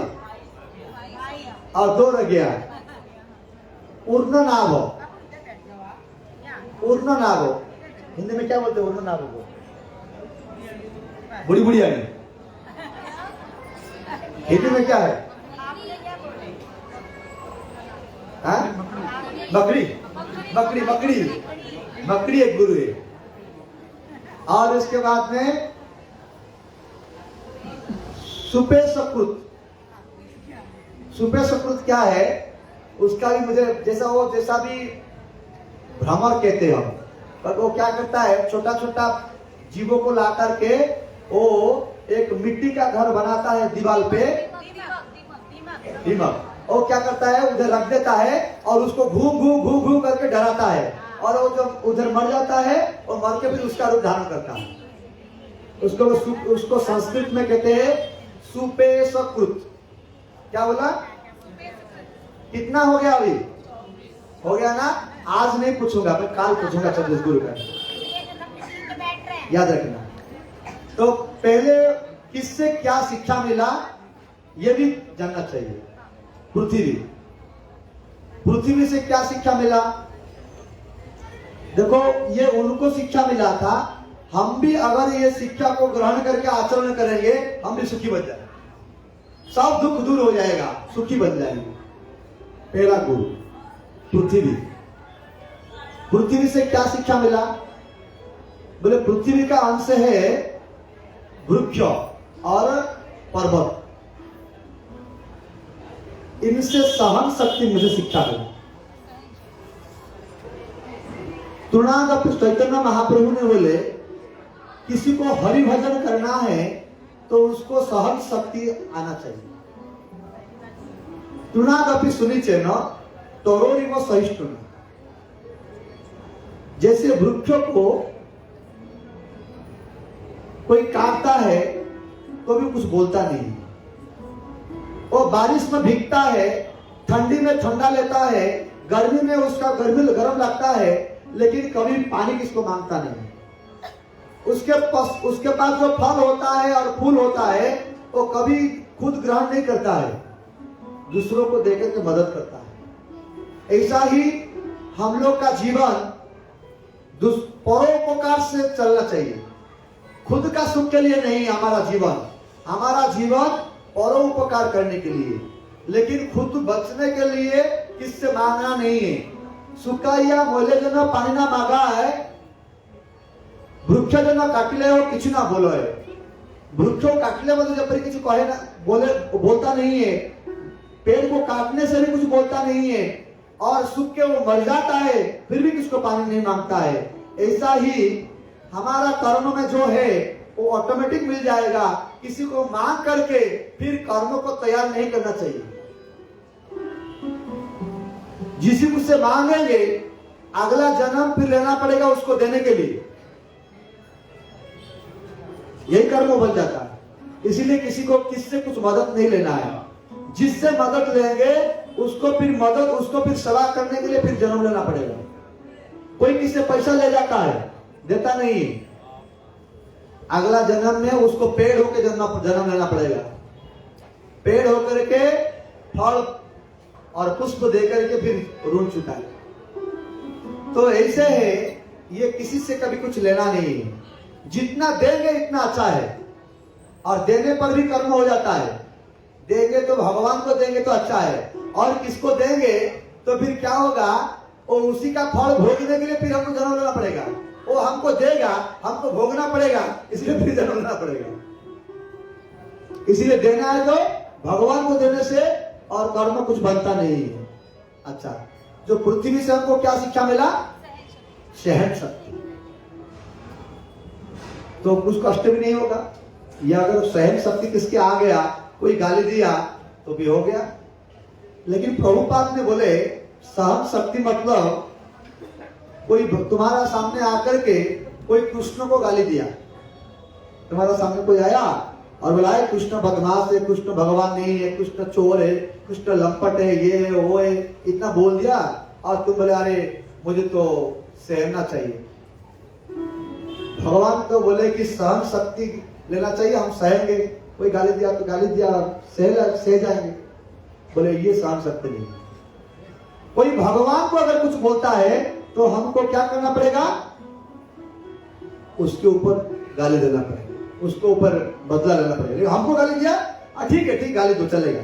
लेकिन हम लोग उल्टा होता है, हमको कोई गाली दिया तो हम उसको ऊपर डांटते हैं, कोई भगवान को गाली दिया तो हम चुप के चले जाते। ऐसा नहीं। हमारा प्रभु के ऊपर में कोई विरोध में आया, हम मर जाएंगे तो अच्छा है, लेकिन उसको छोड़ना नहीं चाहिए। हनुमान जी रामचंद्र का भक्त है। सहन शक्ति मतलब क्या है? रामचंद्र का विरोध हुआ लंका में, हनुमान गुस्सा में सारा लंका को जला दिया। यही सहन शक्ति है।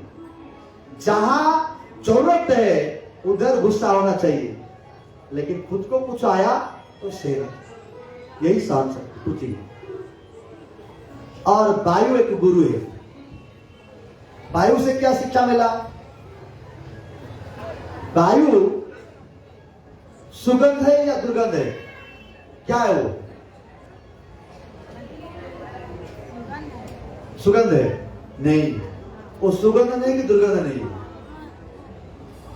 वो सुगंध वस्तु के ऊपर प्रभावित होता है तो सुगंध लगता है, और दुर्गंध वस्तु के ऊपर प्रभावित होता है तो दुर्गंध लगता है। वायु निसंग है, किसके प्रति वो आसक्ति नहीं है। और इससे यह शिक्षा मिलता है, हम दुष्टों के साथ संग होंगे तो हमारा व्यवहार दुष्ट हो जाएगा, और हम लोग अगर सत पुरुषों के साथ संग करेंगे तो हमारा व्यवहार अच्छा हो जाएगा। इसीलिए हर समय साधु संग करना चाहिए, दुष्टों का संग नहीं करना चाहिए। वायु से ये शिक्षा मिली। और उसके बाद में क्या बोले? पृथ्वी, वायु, आकाश। ये आकाश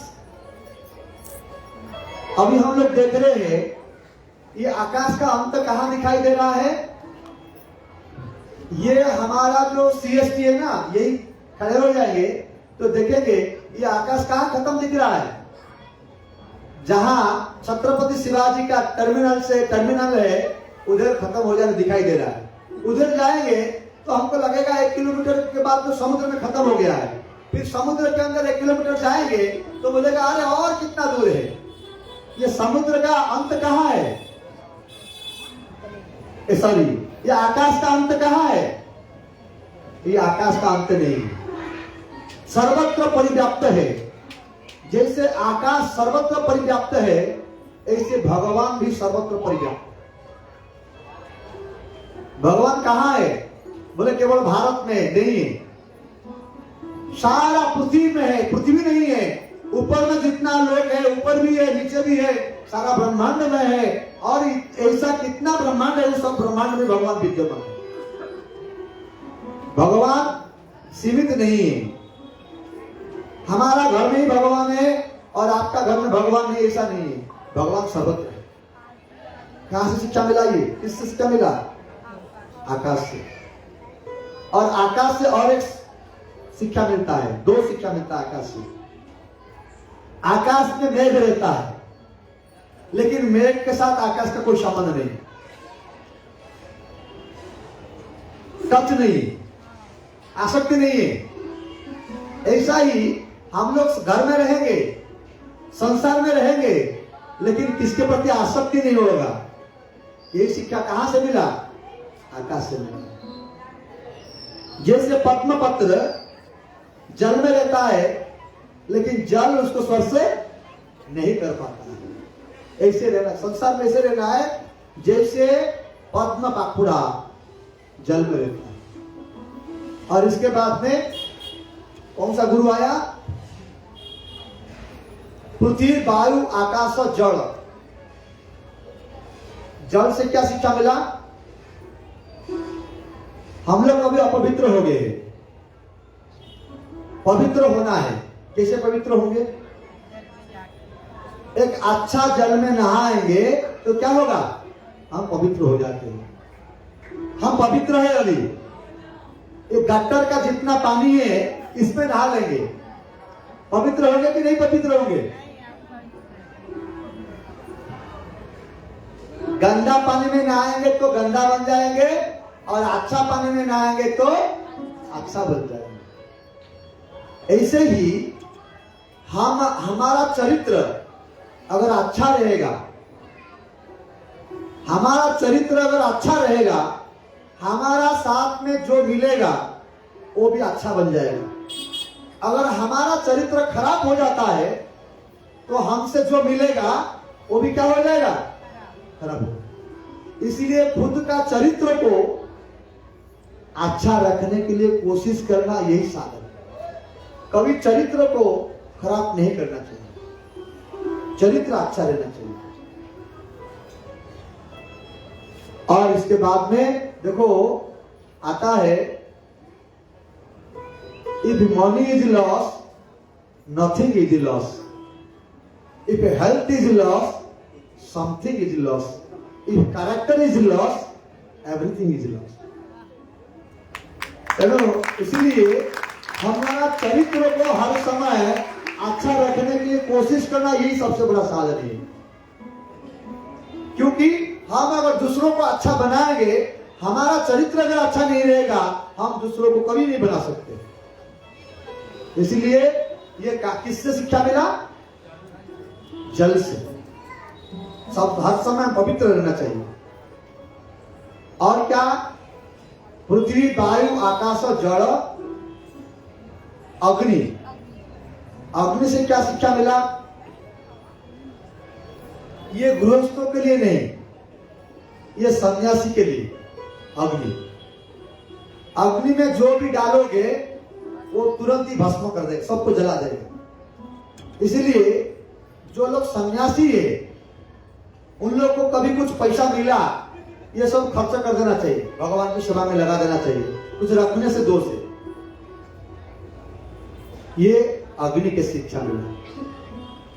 और अग्नि का और एक सबके लिए शिक्षा है, दो शिक्षा है अग्नि से। अग्नि कहां है?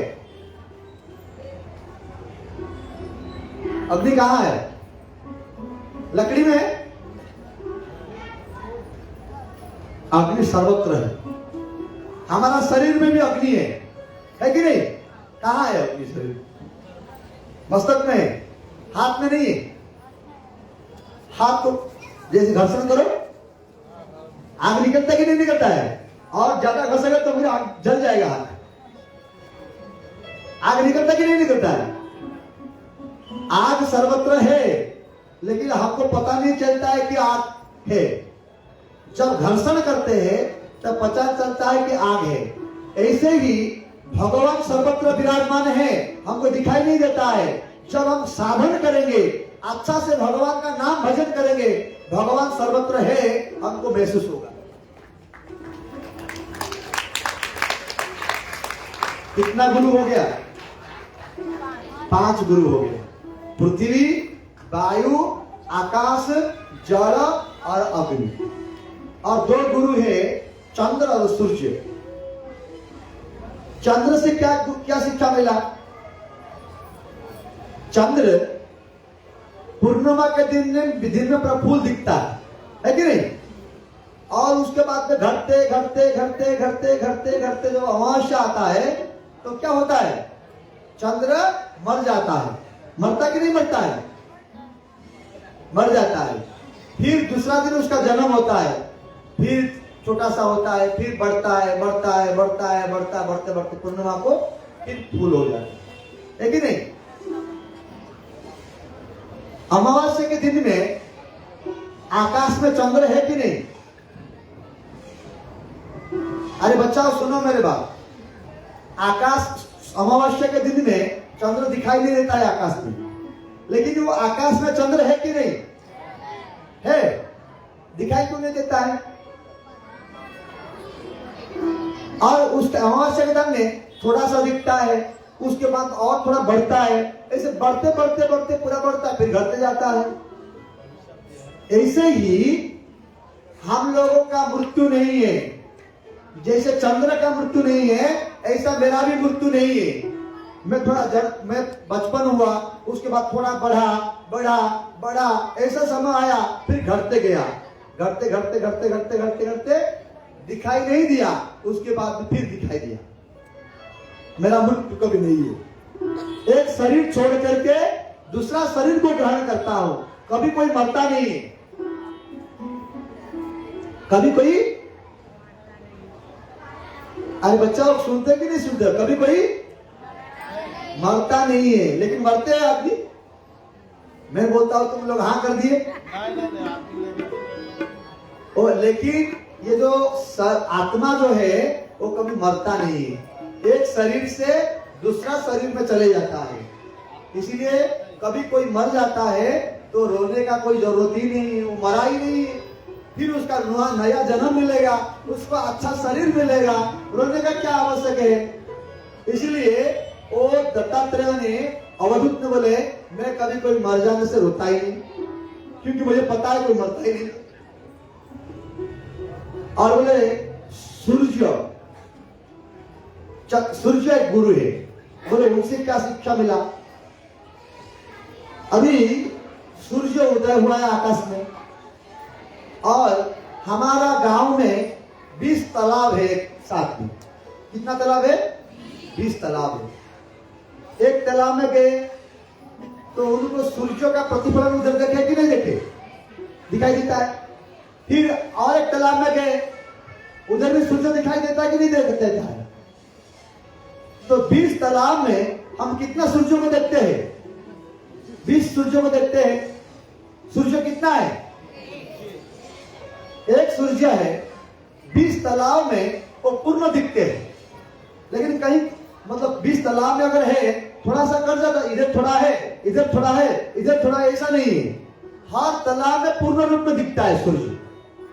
ऐसा ही भगवान सबके हृदय में पूर्ण रूप में विराजमान।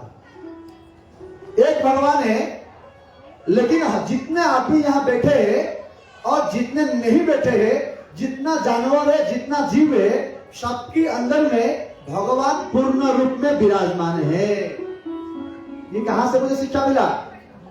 सूर्य से। सूर्य से और एक शिक्षा मिला। क्या शिक्षा मिला? कभी किससे हमको खराब गुण सीखने का आदत ही नहीं। कोई खराब व्यक्ति में से मेरे पास आता है, मैं उसको गुणा नहीं करता हूं, क्योंकि इसके पास भी कुछ अच्छा गुण रहता है। इस संसार में जितने आदमी है सबके पास थोड़ा थोड़ा कुछ अच्छा गुण भी है। तो सूर्य का काम पानी को शोषण करना है, चाहे वो सरोवर से है, चाहे या समुद्र में से हो, चाहे समुद्र मधुर पानी से हो, चाहे लूणी पानी से है, चाहे या खारा पानी से है, चाहे ये विष्टा है, चाहे जो कुछ है। वो बोलता है कि अरे विष्टा है उसमें से जो पानी को शोषण नहीं करने, ऐसा नहीं बोलता है। वो सबसे पानी को वो शोषण करता है, उसका काम वो करता है। मुझे जिसके साथ जो मतलब है उधर ही उसके साथ यही बात करना है। वो खराब है वो अच्छा है मुझे देखने का नहीं, मेरा काम हासिल करना है। सबके साथ मेरा जो काम हासिल करना है वही हासिल करना है, और कुछ चिंता करना नहीं इसके बारे में। छुट्टी। इसीलिए कोई खराब है कोई अच्छा है मुझे कोई टेंशन ही नहीं होता है। मेरा जो उससे लेना देना है बस काम छुट्टी हो गया। ये मेरा एक गुरु है। और इसके बाद में और एक गुरु होता है। कितना गुरु भी हो गया? 7 हो गया। थोड़ा सा कीर्तन करेंगे, इसके बाद में फिर और सुनेंगे। हरे कृष्णा कृष्णा कृष्णा हरे हरे, हरे राम राम राम हरे हरे।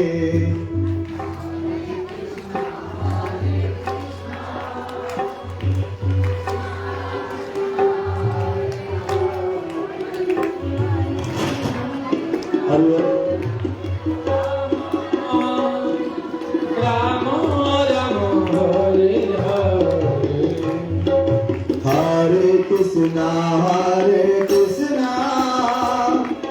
कृष्णा कृष्णा हरे हरे, हरे राम राम राम हरे हरे। हरे कृष्णा कृष्णा कृष्णा हरे हरे, हरे राम राम राम हरे हरे। हरे कृष्णा कृष्णा कृष्णा हरे हरे, हरे राम राम राम हरे हरे। हरे कृष्णा कृष्णा कृष्णा हरे हरे, हरे राम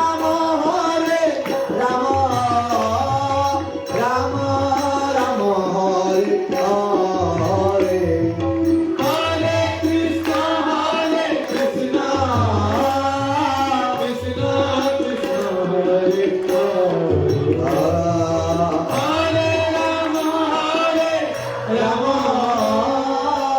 राम राम हरे हरे। हरे कृष्णा कृष्णा कृष्णा कृष्णा हरे हरे, हरे राम राम राम हरे हरे। हरे कृष्णा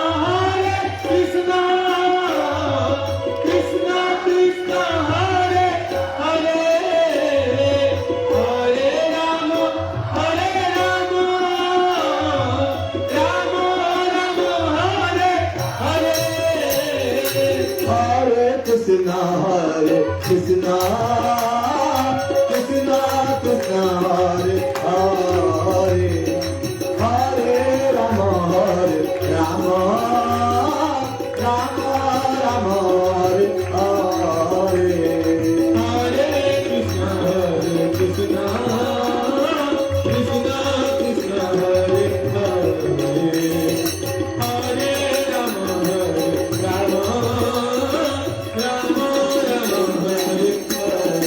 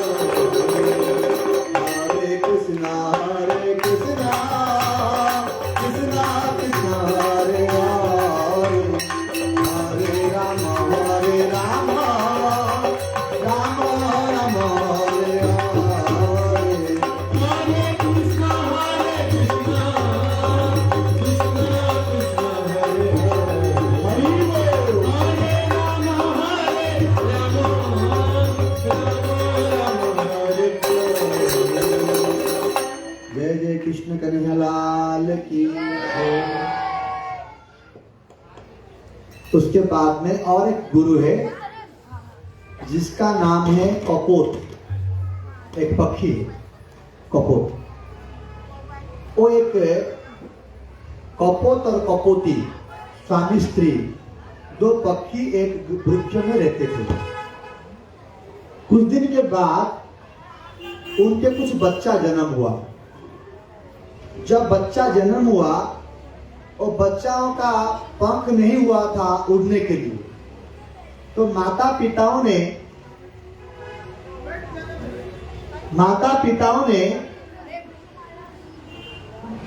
इधर उधर घूम करके खाद्यों को संग्रह करके लाते थे, बच्चा को देते थे, बच्चा लोग खाते थे। एक दिन का बात है, बात नहीं करना, बात कोई नहीं करना। एक दिन का बात है, एक शिकारी आया, उस पेड़ के नीचे कुछ खाद्य डाल दिया और उसके ऊपर जाल बिछा दिया। ये माता पिता दोनों खाद्य संग्रह के लिए कहीं चले गए थे। ये बच्चा लोग को यहां भूख लग रहा था। जब पेड़ के नीचे खाद्य को देखे तो आए वो खाने के लिए। जब वो खाने के लिए गए तो वो जाल में फंस गए और जब निकलने के लिए कोशिश किए तो मर गए।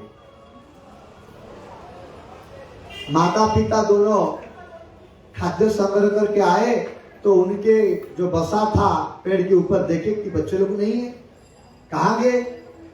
देखा तो बच्चे लोग को मर गए, जाल में फंस के मर चुके हैं। माता और पिता दोनों के अंदर से माताओं का ज्यादा प्यार रहता है बच्चों को। तो वो माँ पक्षी ने वो बहुत रोने लगी, बोले मेरा जीवन बेकार हो गया, मेरा जीवन में और क्या लाभ है? मेरे बच्चे लोग अगर मर गए मेरे से क्या लेना देना है? रे बचना जहां मर जाना अच्छा। छोटे से सब बेटियों का लड़कियों का यही मकसद रहता है, मैं जब बड़े हो जाऊंगी मेरा बच्चा होगा, मैं उसको ऐसे खिलाऊंगी, ऐसे उसको साथ खेलूंगी, ऐसे साथ उसका मन में एक आशा रहता है, सपना रहता है। लेकिन आज माँ पक्षी ने जब देखा कि उसके सामने उसके बच्चाओं ने मर गए तो उसका सब सपना चुरमार हो गया और वो सोची मुझे बचने का और क्या लाभ है? मेरे बच्चाओं ने जहां चले गए मैं भी उधर चले जाऊंगा। ये सोच करके वो जान पूछ करके वो जाल में फंस करके मर गई।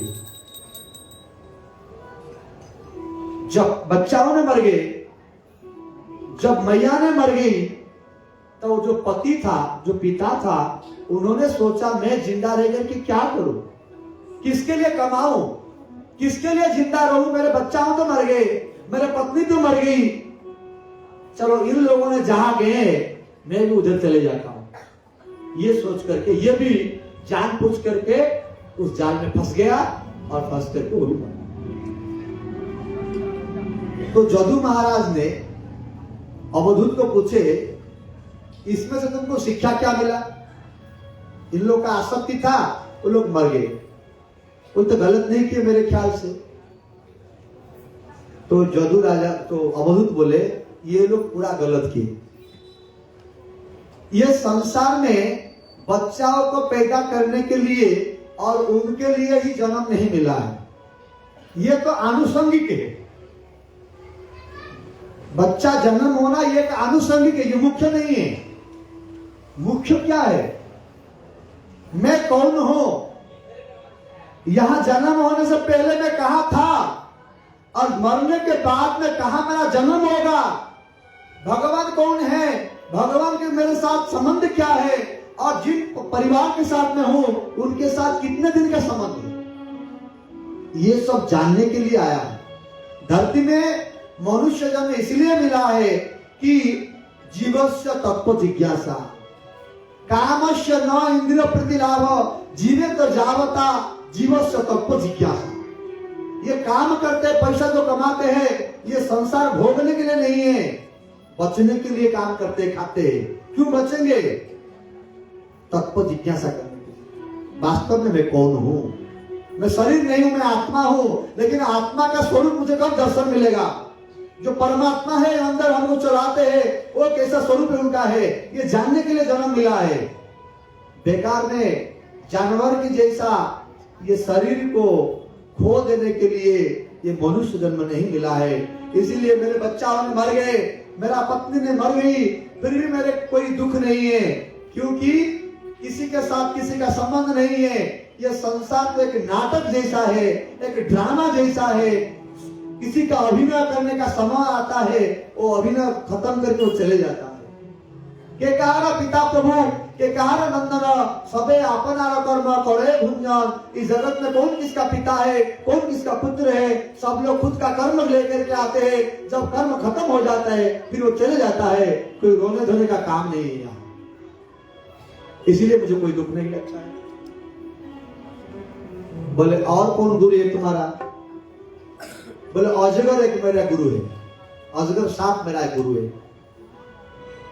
बोले क्या गुरु है? बोले अजगर ना करे चाकरी। अजगर सांप एक ऐसा सांप है, कभी किसी को खाने के लिए कहीं जाता नहीं। वो एक जगह पे पड़े रहता है, उसके पास कोई आता है तो खा लेता है। अगर कोई वस्तु उसके कोई जीव उसके पास नहीं आया, वो हवा पी करके रहता है। तो इससे क्या तुमको शिक्षा मिला? बोले मेरा जो कर्म है, मेरा कर्म का जब फल जो मिलना है, मैं जंगल में भी रहूंगा तो भी मेरा कर्म का फल आकर मुझे मिलेगा। अगर मेरा कर्म में कुछ है नहीं, किसी कुछ मिलने वाला नहीं है, अगर बाजार में भी रहता हूं मुझे खाने के लिए नहीं मिलेगा, और जंगल में भी रहूंगा तो कोई आकर के मुझे खिला देगा नहीं खाने पर भी, क्योंकि दाने दाने पे लिखा हुआ है खाने वाला का नाम। अगर ऐसा विश्वास है, काम धंधा करने का क्या जरूरत है? बस बैठो पड़े रहो। लेकिन एक काम करना पड़ेगा। क्या काम करना पड़ेगा? हरे कृष्ण कृष्ण कृष्ण हरे हरे, हरे राम राम राम। भगवान का नाम जपना पड़ेगा। लेकिन और बाकी खाना पीना रहना सब ऑटोमेटिक आ जाएगा। ये कर्म का फल है। एक विश्वास, एक व्यक्ति ऐसे विश्वास नहीं, एक बच्चा ने विश्वास नहीं किया। बोले नहीं मुझे तो विश्वास नहीं लगता है, दाने दाने पे लिखा हुआ खाने वाले का नाम। आज मैं नहीं खाऊंगा, मैं देखता हूं कौन मुझे खिला देगा। वो जिद करके किसी को बिना बोले जंगल चले गया। जंगल जाकर के वो पेड़ के ऊपर चढ़ गया और सोचा आज मैं नहीं खाऊंगा। तो क्या हुआ, शाम हो गए, दोपहर में उस व्यक्ति ने आकर के उस पेड़ के नीचे वो लोग कुछ खाने के लिए लाए थे, उसको फिर खाए। खा करके मतलब धूप का समय था और कुछ बच गया था, उसको पेड़ में बांध दिए। बांध करके फिर उधर थोड़ा सो गए और जागते जागते शाम हो गया। बोले अरे इतना समय हो गया, चलो चलो भागो बोल के वो लोग भागते चले गए। वो भूल गए जो खाद्य पेड़ में बांध के चले गए थे। तो बोल रहा हाँ ये लोग यहाँ बांध के चले गए, मैं खाऊंगा। नहीं मैं नहीं खाऊंगा। यो पेड़ के ऊपर ही है। और कुछ समय क्या हुआ, रात 12 बजा, 12-1 बजने के बाद कुछ चोर ने किसी का घर में चोरी करके वो वस्तु को पेड़ के नीचे परस्पर आपस में बांटने के लिए वो पेड़ के नीचे आकर के बैठे। जब वो खोले, सोना चांदी चोरी करके लाए थे, तो उसको वापस में बांटने के लिए, तो कोई किसी ने देखा और बोला अरे देखो यहाँ कोई अगर होगा तो ये देख लेगा तो मुश्किल है। इसको देख करके, ये चोरों को देख करके, ये जो ऊपर में बैठा था वो हड़कंप हो गया, उसको तो थोड़ा हिलने लगा। तो बोला अरे यहाँ कोई है, देखो देखो कोई है। उसके बाद ट्रस्ट था, वो ट्रस्ट उनको ऊपर डाले। अरे मैंने नहीं। तो बोला अरे क्या मैंने नहीं, निकालो। और देखिए क्या है, वो पेड़ के ऊपर कुछ बांधा हुआ है। हाँ पता चल गया, ये पेड़ यहाँ कुछ खाद्य वस्तु में जहर डाल करके बांधा है और ऊपर में बैठा है। हम लोग यहाँ जहर करके मरने के बाद में ये सोना चांदी ये ले जाने के लिए चक्कर में बैठा है। नीचे आओ नीचे आओ। वो बोलता मैं नहीं खाऊंगा, मैं नहीं खाऊंगा। अरे तुमको कौन बोलता है खाने के लिए? नीचे आओ हम बोल रहे, तुम बोलता है नहीं खाओगे। आओ जल्दी आओ। तो जबरदस्त उसको नीचे बुला करके बोल के तुम हमको जहर खिला करके मार देने का कोशिश कर रहा था, पहले हम तुझको मारेंगे। जबरदस्त उसको पकड़े और बोलता मैं नहीं खाऊंगा। जबरदस्त उधर लड्डू था, उधर लड्डू उसको खिलाए। तो बोले उसको मालूम हो गया कि दाने दाने पे लिखा हुआ है खाने वाला का। इसीलिए खाने के चक्कर में, जीने के चक्कर में काम करने का जरूरत नहीं है। काम किस लिए करना है? भगवत अनुभूति, आत्म शुद्धि के लिए। गीता में 5वें अध्याय में भगवान ने बोले कि जो कुछ हम काम करते हैं केवल हमारा चित्त को शुद्धि करने के लिए काम करना चाहिए। कायेन, ये शरीर के द्वारा, वाक्यों के द्वारा हम जो भी कुछ करते हैं हमको पवित्र करने के लिए, चित्त को शुद्धि करने के लिए काम करते हैं। बस ये कहां से मिला शिक्षा? अजगर से मिला है। कितना गुरु हो गया? 9 हो गया। और उसके बाद में टाइम तो हो गया है, लेकिन फिर भी और एक बोल देते हैं। अजगर सिंधु, सिंधु मतलब क्या है? समुद्र। समुद्र से क्या शिक्षा मिला? बारिश के दिन में समुद्र में कितना जल रहता है? और धूप के दिन में, बारिश के दिन में कितना होगा? बहुत। देखो जहां बॉम्बे में इतना बारिश होता है, सब जाकर कहां जाता है? समुद्र में जाता है। तो उसका जितना हाइट होगा वो बढ़ेगा कि नहीं बढ़ेगा? और धूप के दिन में आप लोग थोड़ा जाके देख के आओ। बारिश के दिन में जाओ और धूप के दिन में जाके देख के आओ, जितना उसका लेवल है वो लेवल बढ़ा था कि घटा था? समुद्र का पतन कभी घटता नहीं है, कभी बढ़ता नहीं। आप लोग स्टेशन में जाओगे, स्टेशन में क्या लिखा रहता है? सी लेवल,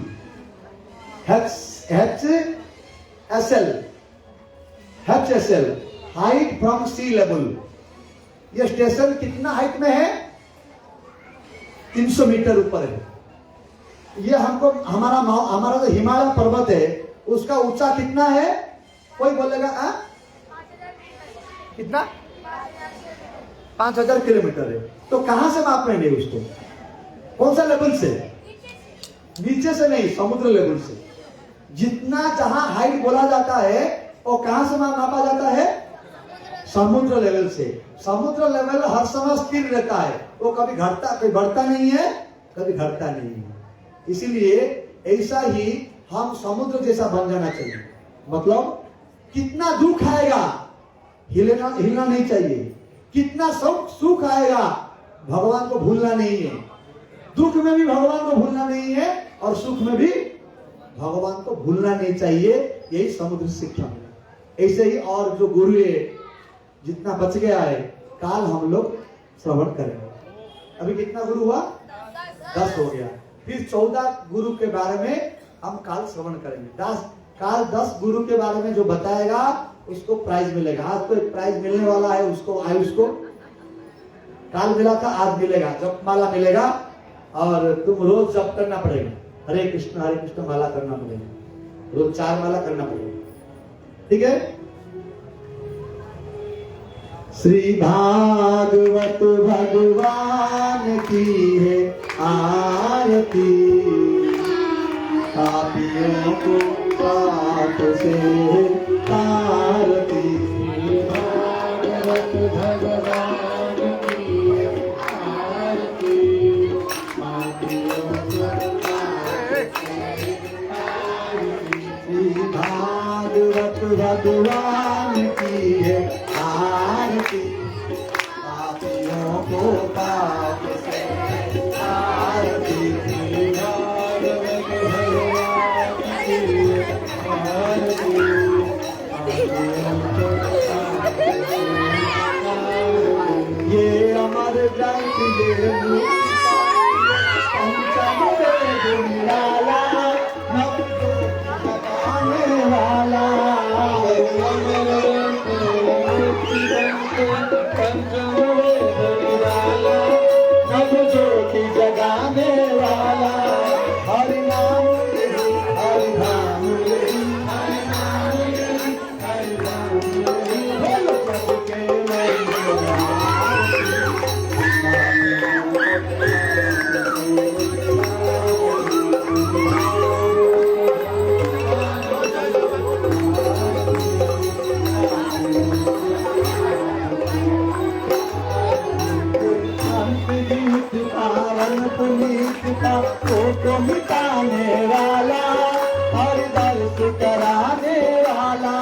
शांति गीतिका वन पुनीतिका भोग मिटाने वाला हर दर्द कराने वाला ये सुखकारी ये दुख हरनी ये सुखकारी ये दुख हरनी ये सुखकारी ये दुख हरनी ये सुखकारी ये दुख हरनी बोलो बोलो सुखकारी की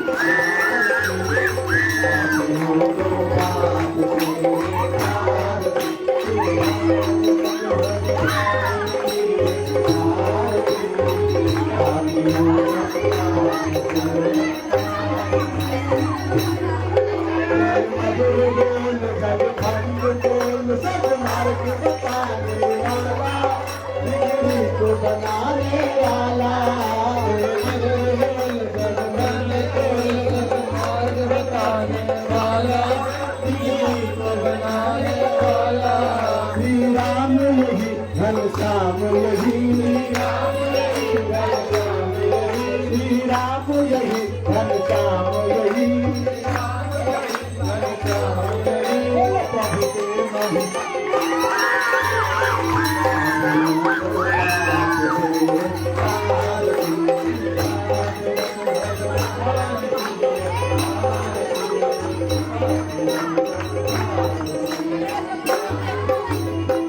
हरे कृष्ण कृष्ण कृष्ण हरे हरे हरे राम राम राम हरे हरे हरे कृष्ण कृष्ण कृष्ण हरे हरे हरे राम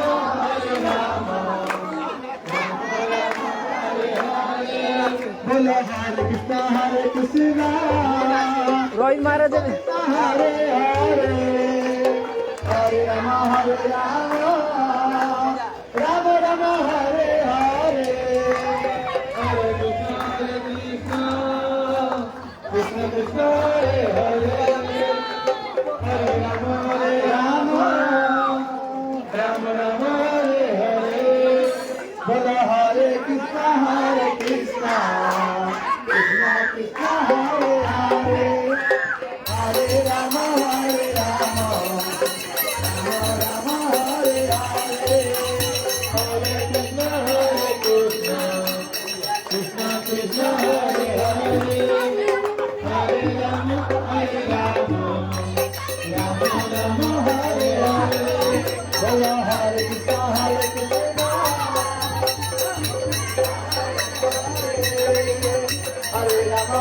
राम राम राम हरे हरे